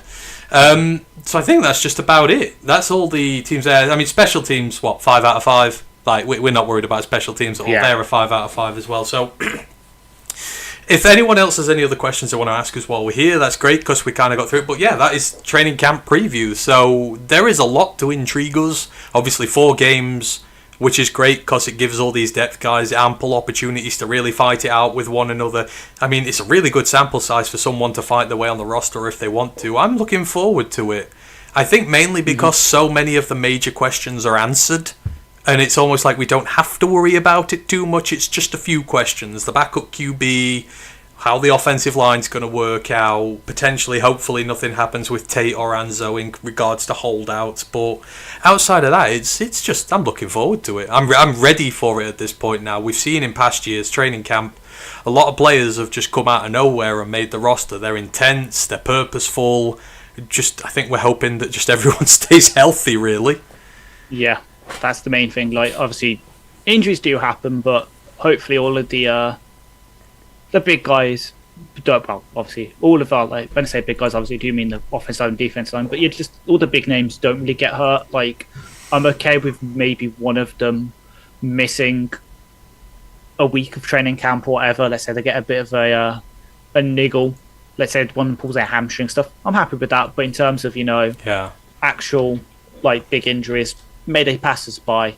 Just like Chicago Bears Super Bowl chances, pass them by as soon as actual football starts.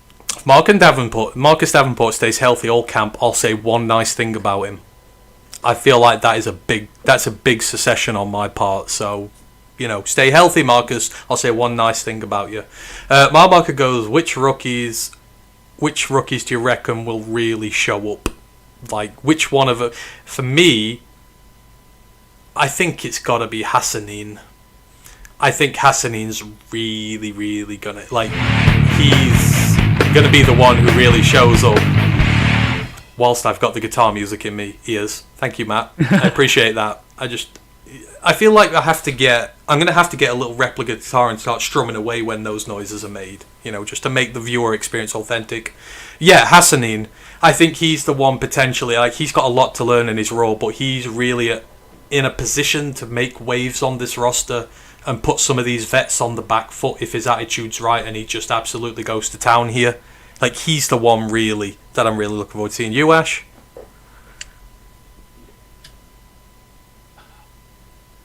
Hoping turns up Tesla, just because I really want him to work out, but in someone I can actually see, really making a splash.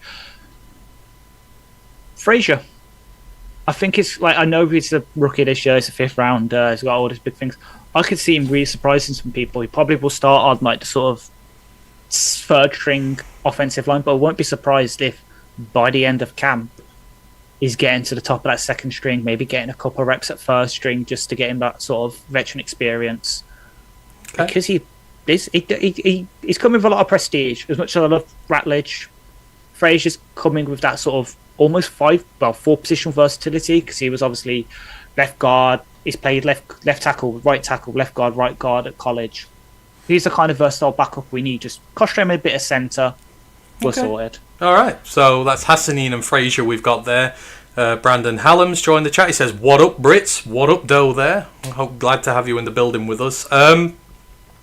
Grandizer goes, "Do you both have a Lions darling who you will be rooting for in this camp, regardless if it's a top draft pick, mid-round, later pick, or UDFA?" You know what? Ooh. This is going to sound really weird. This might be the first year I've not really had a true camp darling. Like, in years past, generally they're guys who I've grown really attached to in the draft process, like Malcolm, and guys like that. This year, not saying it's a bad thing, I don't think there's any of them I'm directly attached to in that they're in my top tier of love, and it's not a bad thing.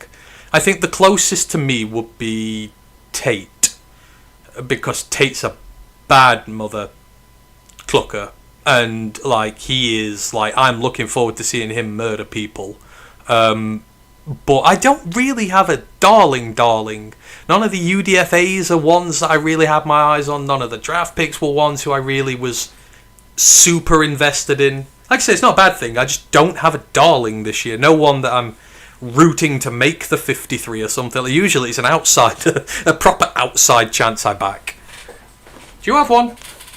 Muti. Retain Muti.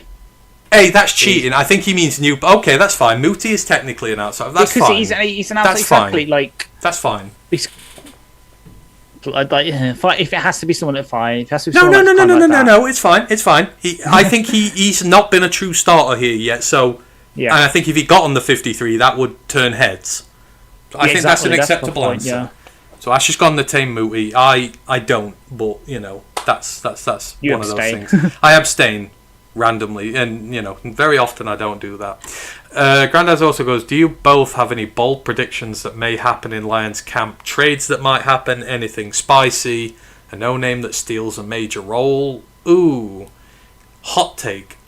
We can just do camp hot take. What is your camp hot take? Like, what is going to happen on camp that you can make that prediction now, and then you can come back, clip this when it happens, and go, I'm the only one in the world who saw this coming. You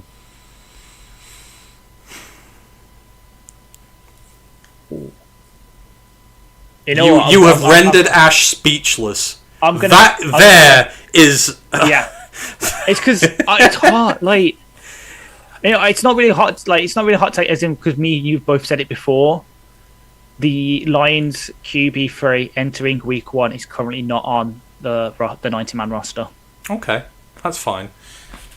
All right, I'm ready to make my spicy hot take. My spicy hot take is that Ahmed Hassanin is a starter week 1 because he outworks all the other edges. That is spicy. That is. And again, I'm not on that. Like everyone's been, I'm not on the Hassanin hype train like everyone else just because he's really friendly and he's great. And I think it's just this is going to be work effort and work rate. And Pascal and Davenport have just had a lot of time to get these positions nailed down and haven't. So if the young upstart's going to come in, and hell, even if he's just a sack merchant to start with, like Houston, like we've got enough run defense skill on this team to be able to make do with one slightly erstwhile edge.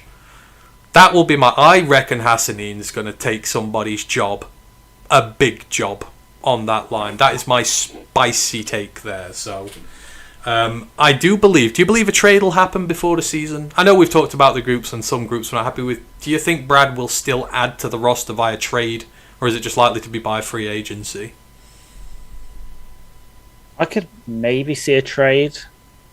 Just trying to fit again. It doesn't have to be specific position, but because it is a big year for us. I could see a trade. It'd be one of those kind of like we send a 7th wave to get a conditional 5th back. One player maybe pointed that out. There's obviously not the obvious one of Hooker, which everyone points out to. Jamarco Jones. I could see a team just being like, we want that veteran guy. We'll give you that kind of deal to get him, and we'll be like, yeah, sure, we weren't going to keep him anyway. We'll get that kind of draft pick. It'll be like the one we had ages ago where we sent Michael Roberts to the Patriots, and then it gave like 3 years later, like, where the hell did this 5th round pick come from? Oh, it's because Michael Roberts made the week 1 Patriots roster. Oh, now it's gone because actually all this trade, like all this stuff. It'd be one of those kind of ones we'll look back in 3 years like, what the fuck have we got this extra pick for? And then we'll remember. Okay. If Anzo doesn't turn up, I think they will. If he doesn't turn up, I just don't think there's a position. I think it would be a depth piece, but I don't. Brad doesn't really do that. Brad goes for free agency. When the rosters start getting cut down, Brad generally tends to scalp a roster that's cut somebody and trying to get them to the practice squad. That's usually his bag, so I don't think so, unless Anzo doesn't turn up. Marmarco, thanks for repeating names throughout the cast. Appreciate it. Appreciate it, Marmarco. One day, like Matt, I will get a soundboard and I'll do this properly. I've only been podcasting 5 years now, so I should really be doing this professionally. I need to do it for the college pod more because it's that many names.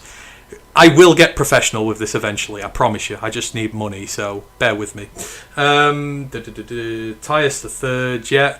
Tyus the Third could make the roster. I know a lot of people are thinking about that. Brandon goes, so the Texans go and have preseason practice with the Lions, right? They do. So it's the Dolphins and the Texans we're preseason practicing with, right? Yeah. Not the Falcons. Yeah. Not the Falcons. But one of them's only 1 day, right? Is it the Texans is only 1 day? Or is it the Dolphins? The Dolphins is just 1 day, and it's 2 with the Texans, yeah. So, yeah, we're only doing a mini one. The Dolphins can't take Grit City for more than 1 day. Texans can, so, Not saying nothing. We're not saying that the Mike McDaniel Dolphins are a little... Their spine's a little jelly-like, but, if you can't do more than 1 day with us... Yeah, they like instead, they'll try and do some, like, full start thing against Aiden, and they start and then going, ha, got you, lol. I've slung enough. I feel like I've ribbed Grandizer enough in this one. So appreciate you, Grandizer. You know that. We do, yeah. You're right. I don't think we've had any other questions. Again, if anyone's got anything they want to ask us, because we've been here nearly 3 hours, but thank you for being with us. We really appreciate it. I guess the one thing we do have to circle back to, we talked about Lions who we want to see retire as Lions, as career Lions. I'm not going to do a list. One player.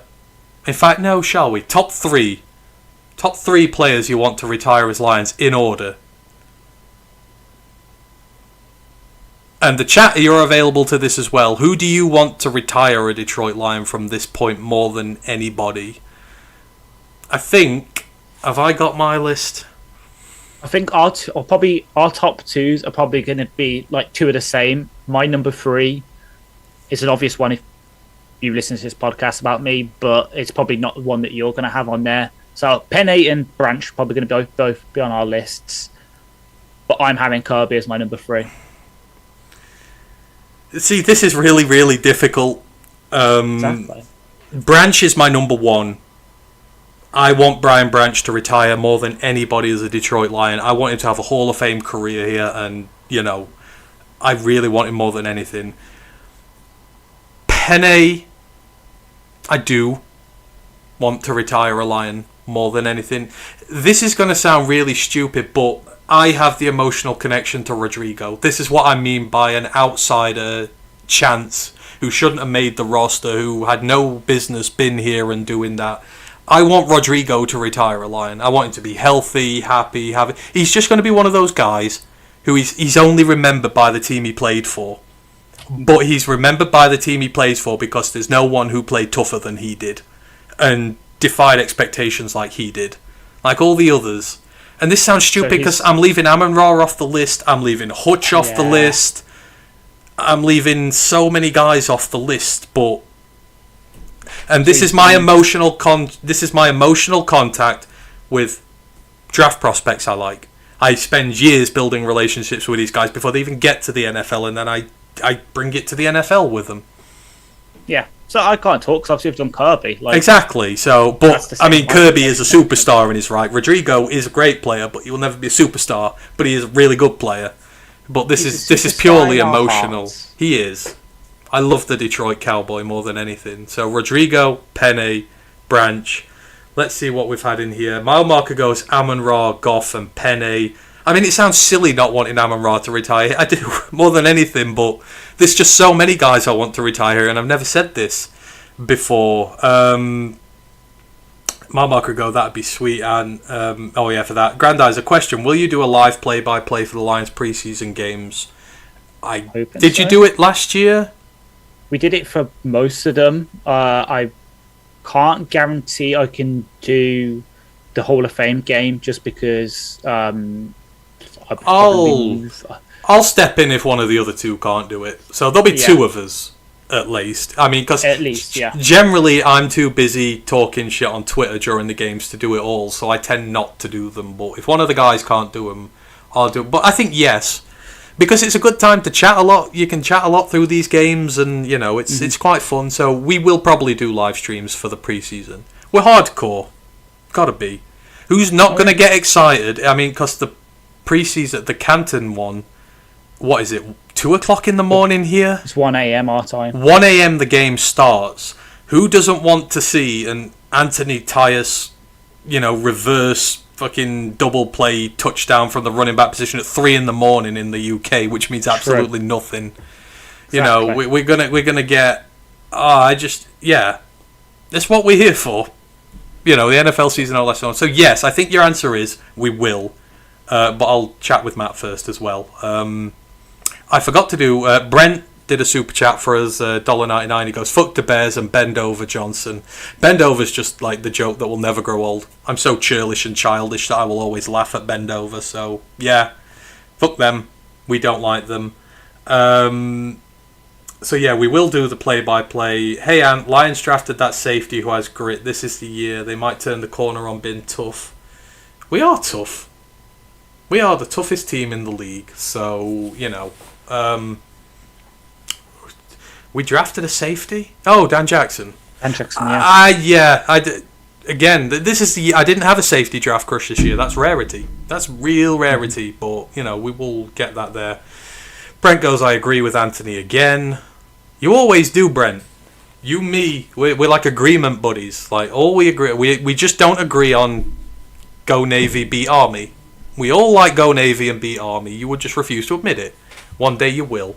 Marmarker goes, I'm frigging excited for camp, so ready for the Hall of Fame game and the rookies. We all are. We're just glad to be here. It's been great to talk about camp today and all this sort of stuff, because it just kind of feels like we've been treading water for so long now, just waiting for this and trying to talk about interesting stuff. So, yeah, we really appreciate that. Don't think I've had any more. Any other Lions, just in general, who you want to retire here?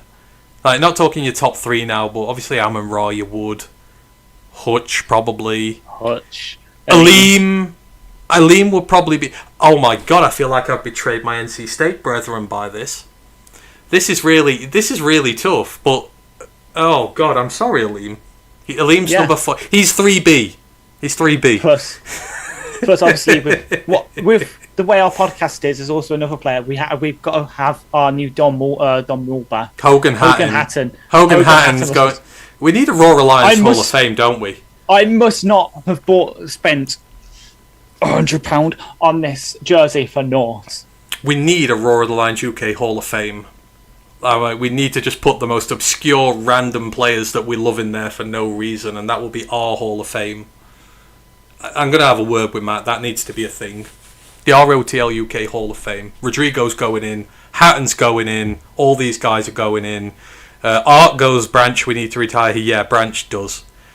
And I don't know, it's so weird with Branch. It's just a feeling. This is like when you found the one in life and you're going to marry them. It's like, this is the NFL player that I want to spend the rest of my life with. You just know it. You can't speak about the bond with Branch there. Brent goes, Hank knows best. Art goes, need Tate Ratledge and Anzo to sign ASAP. Yes, we do. Absolutely. Those two sign... A lot of our big questions in camp are answered, like the serious ones to do with starters. There is knock-on effects if those two don't sign. So outside of that, yeah, we appreciate that. Gibbs, we've not even said. You know what? I feel terrible. I do feel awful. We've not even mentioned Jahmyr Gibbs, and I would want Jahmyr Gibbs to retire a Lion. Carlton Wood goes, Jahmyr Gibbs to retire a Lion or Zach Zenner. No. Zach Zenner's not going in the Raw of the Lions UK Hall of Fame. No. Will Harris can go in the infamy, the Hall of Infamy. Oh, I'm going to do that. I'm going to have a Hall of Infamy. Yes, no, that's what we're doing. That you're not getting a say on this. We're doing a Hall of Infamy. Oh. Emmanuel Mosley's going in there. Julian Aquara's going in there. Oh, yeah, I could make a Hall of Infamy for sure. Malmarker goes, how's your heat wave, guys? Doing okay over there? Yeah, no, still hot. It's unreal. It's still hot. We had a little bit of rain this afternoon, the tiniest bit, and then 2 minutes later it was glorious sunshine. It's horrible. I've not slept in about 3 weeks, so it's... I don't know how you guys do it over in America, because our temperatures are tame. What's 30 degrees in Fahrenheit? It's like 80 or something like that. Do the math. It's like 30. What is 30 degrees in Fahrenheit? Because they'll laugh 86. at us. 86. It's about 86 over here at the minute, and we can't bear it. To someone out in Texas, like, they would just look at us and go, "That's midwinter weather." Yeah, but the thing is, they have air conditioning. Their buildings are not designed to hold heat like the British ones are. No, they are not. Art goes, good problem to have all these great existing players. Haven't seen it in my lifetime as a fan. No. I think you would struggle, and this might be a good question actually at some point for a later date. Can you name more players in your entire fandom of rooting for the Lions that you would have wanted to retire of Lions or are on this team now? Like Sue and... Technically, Calvin did. Could you make up more players than what we've got here right now? I think you'd struggle, because I think there's genuinely 7 or 8 players I'd want to retire here right now with a very strong feeling. Glover technically did. He didn't play anywhere after us, did he? Not that I can remember, no. But I would love Glover. Calvin did technically. Calvin did, but if he was got like You get my point. Like, all right, but outside of the famous one, like, are there any others? Like, Stafford. I would have loved a fully healthy Javid Best all his life to retire here. Like, that's one I put on that's there. But just before me. A fully healthy Carry On for like no, I wouldn't even want him to retire. Yeah, it's actually. Well, this is also a candidate for the ROTL Lions Hall of Fame.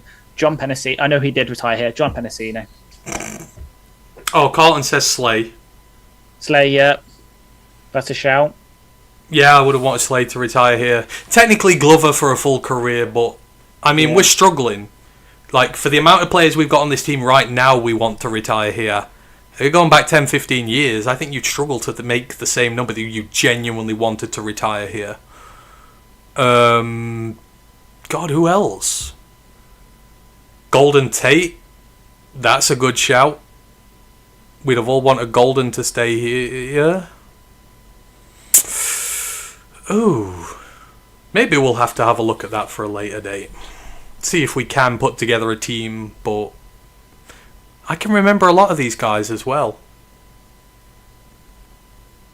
Who's the most obscure player? Who's like the most obscure player you just wanted to retire who no one remembers? Like Zach Zenner would be up there for some people. Give me a sec. Just trying to think.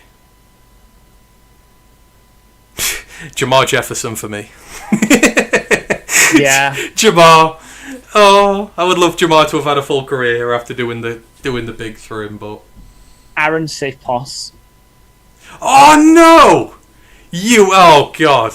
That's okay, yeah. Okay, you win. You win. That's you win. a deep cut. You win. I think Aaron Sipos was one of the first loves I ever had doing this podcast. And I don't know why. I can't even remember why I loved it. It's when he was in Camp Battle with Fox, wasn't he? And he was never going to win that. I was betting on Aaron Sipos every week over Jack Fox. A stain on my record of predicting stuff. Grandizer goes, Ant and Ash, for a future stream, your top 10 Lions players who deserve to make a Pro Bowl but never did. Regardless if it was, okay, yeah, we can do that for you. Absolutely. Top 10 who never made a Pro Bowl. You know what? No, lie. Kenny. I wanted Kenny to retire a Lion. Yeah. And I know people don't like Kenny anymore, but I love Kenny. I wanted Kenny to retire a Detroit Lion. That's what I'm putting up there. But I think he did make a Pro Bowl. Art goes, I've been a fan since I was 8 years old in 84. Never seen anything like this. MCDC. That's not a player. But I don't want MCDC to ever be a head coach of another NFL franchise. Ever. Would you accept?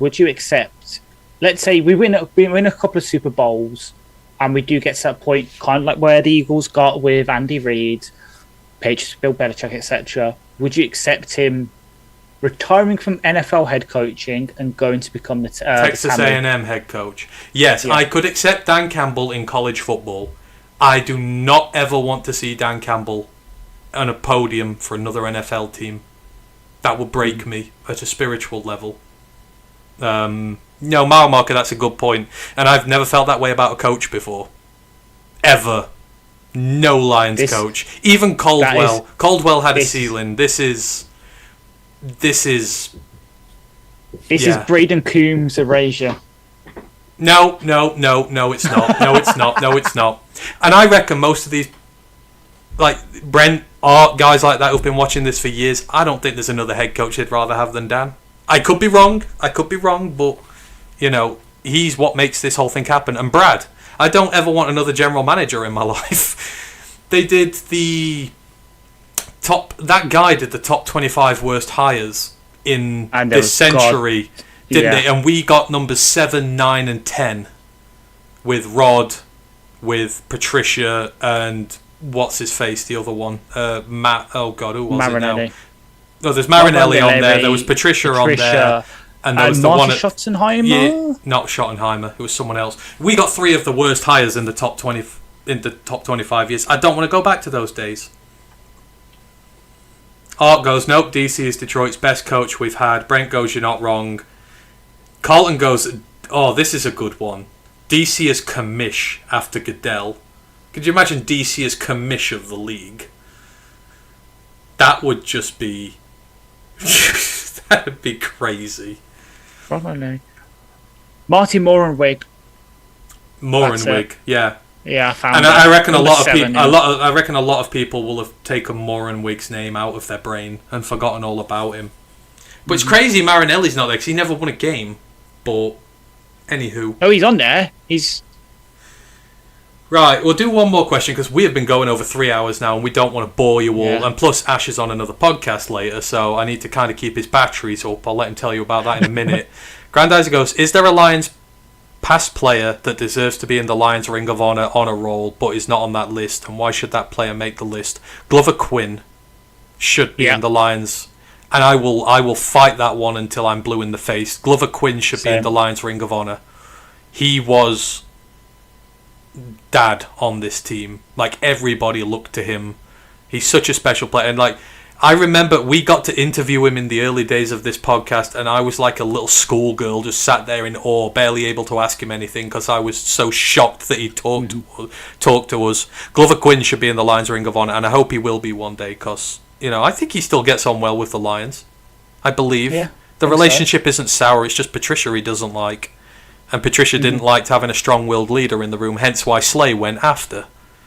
Yeah, like, I agree. Especially GQ is the reason I love safeties. Like, obviously I have my Kirby obsession, but before that it was GQ.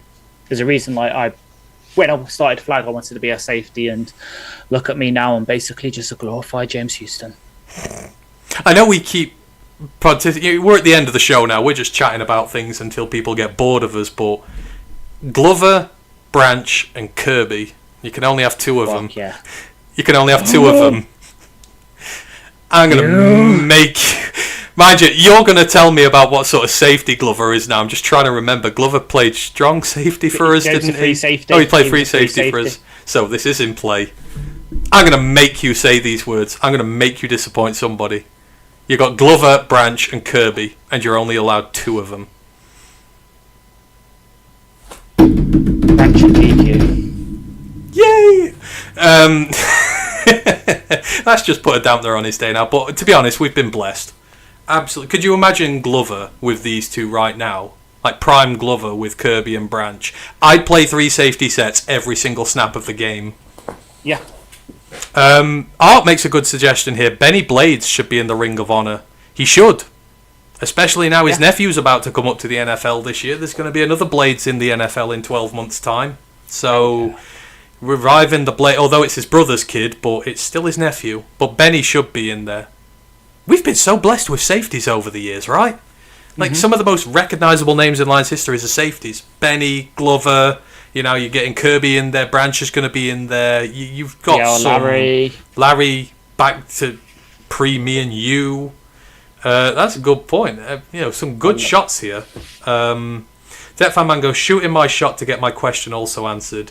Sure, you already cover this, and sorry I'm late, but as we wait for Tate, do you think he signs fully guaranteed, or else what outcome? Okay, theoretically, Tate signs his deal. What does he sign? Does he sign fully guaranteed, or does he take a regular deal? Fully guaranteed. An agent's going to demand it, and I think we're the kind of team that'll be like, okay, we can do it, but it'll be worked out in a way that's obviously still team beneficial. Yeah. It's the best, like, all 3 parties, rather than one side feeling hard done by. I think we've started a train now you can't stop. I think they're all going to be fully guaranteed deals, pretty much. They're waiting for one domino to fall. When one signs, I think the rest will sign. At the minute, I think teams are trying to... They're almost doing the whole thing, seeing if the players and the agents will buckle.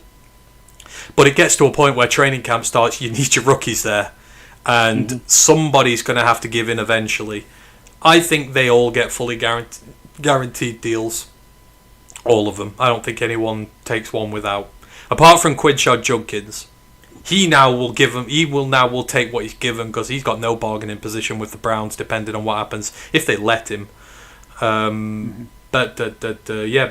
Benny Blades is getting a few things there. Anyone else you want in the Lions Ring of Honor? Let me have a think. Grandizer goes, like, spicy take, is there a Lions jersey that should be retired since you've been a fan of the Lions?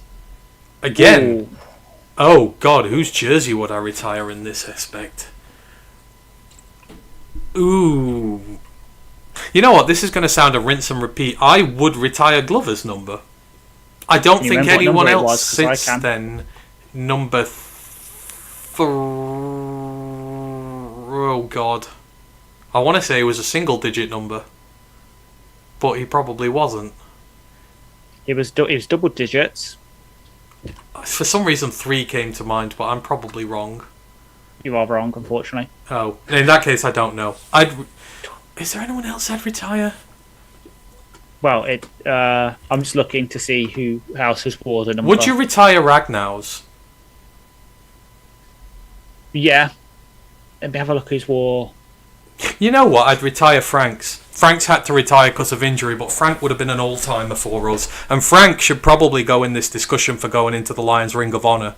And he might not get the love from others, because when this class is done now, like, everyone's going to remember Penne, Amon-Ra, Kirby, all these guys. Frank will be forgotten, not in a bad way, but because he had to retire. I think I'd retire Frank's number and all, because he's one of the best players we've ever had. Really, Frank is. True. Considering you talk toughness and grit. The guy played with a fractured throat. How many players do that? And he gave us 7 years.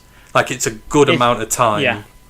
So, Frank obviously wore 77. There's only 2 other players to have scored more than 30 on the AV metric for Pro Football Reference. One was Gosta Cherilus. The other is Mike Compton, who played from 1994 to 2000. So I'd retire Frank's, for sure. Gosta Cherilus, Boston College alum. Yeah. And then, Glover Quinn's number, last worn by Chase Lucas. In that case, it definitely needs retiring. And there's only one other player who got more than 30 wasn't on Chase the Lucas AV. like 80 or something like that? Or was he a 50? Was he 54? No. No, I'm not going to get it. Those are my initial ones. 27. 27. He wore 27. So since GQ's retired, only 3 lines have worn it. Justin Coleman, Bobby Price, Chase Lucas. But there's only one line. They are besmirching that lineage. Yeah. I'm going to say Frank's number should be retired.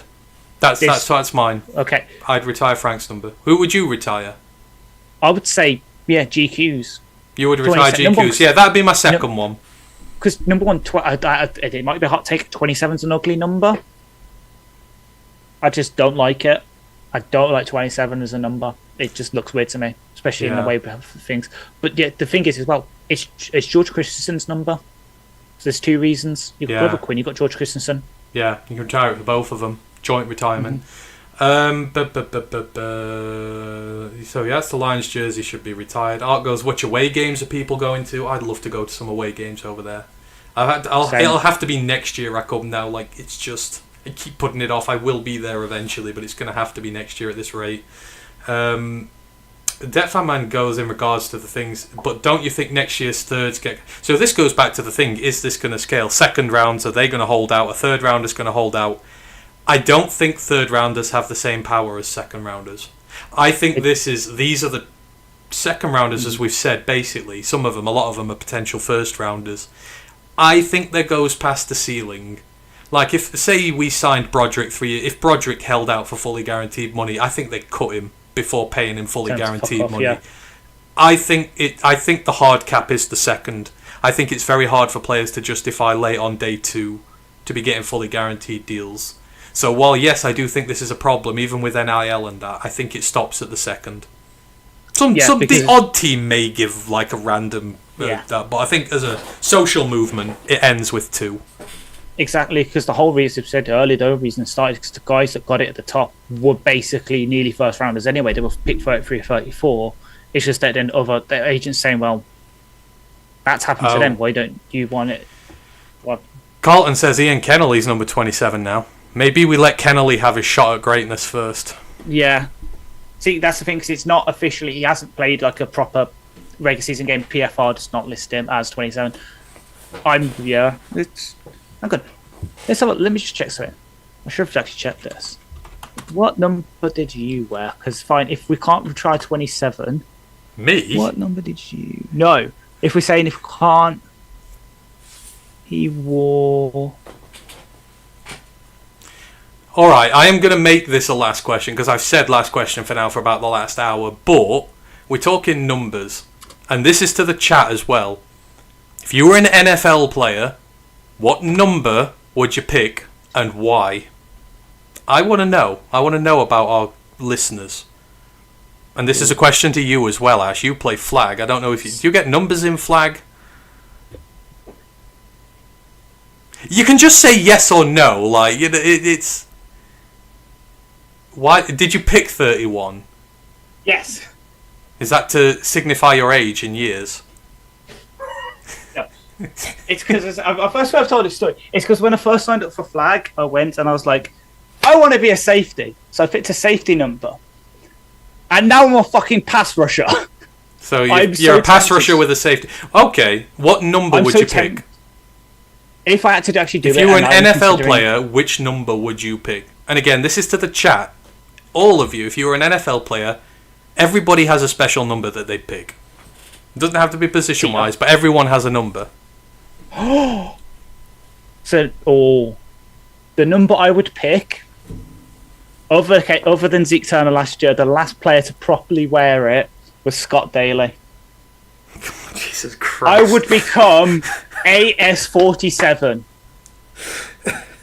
Pew, pew, pew, pew.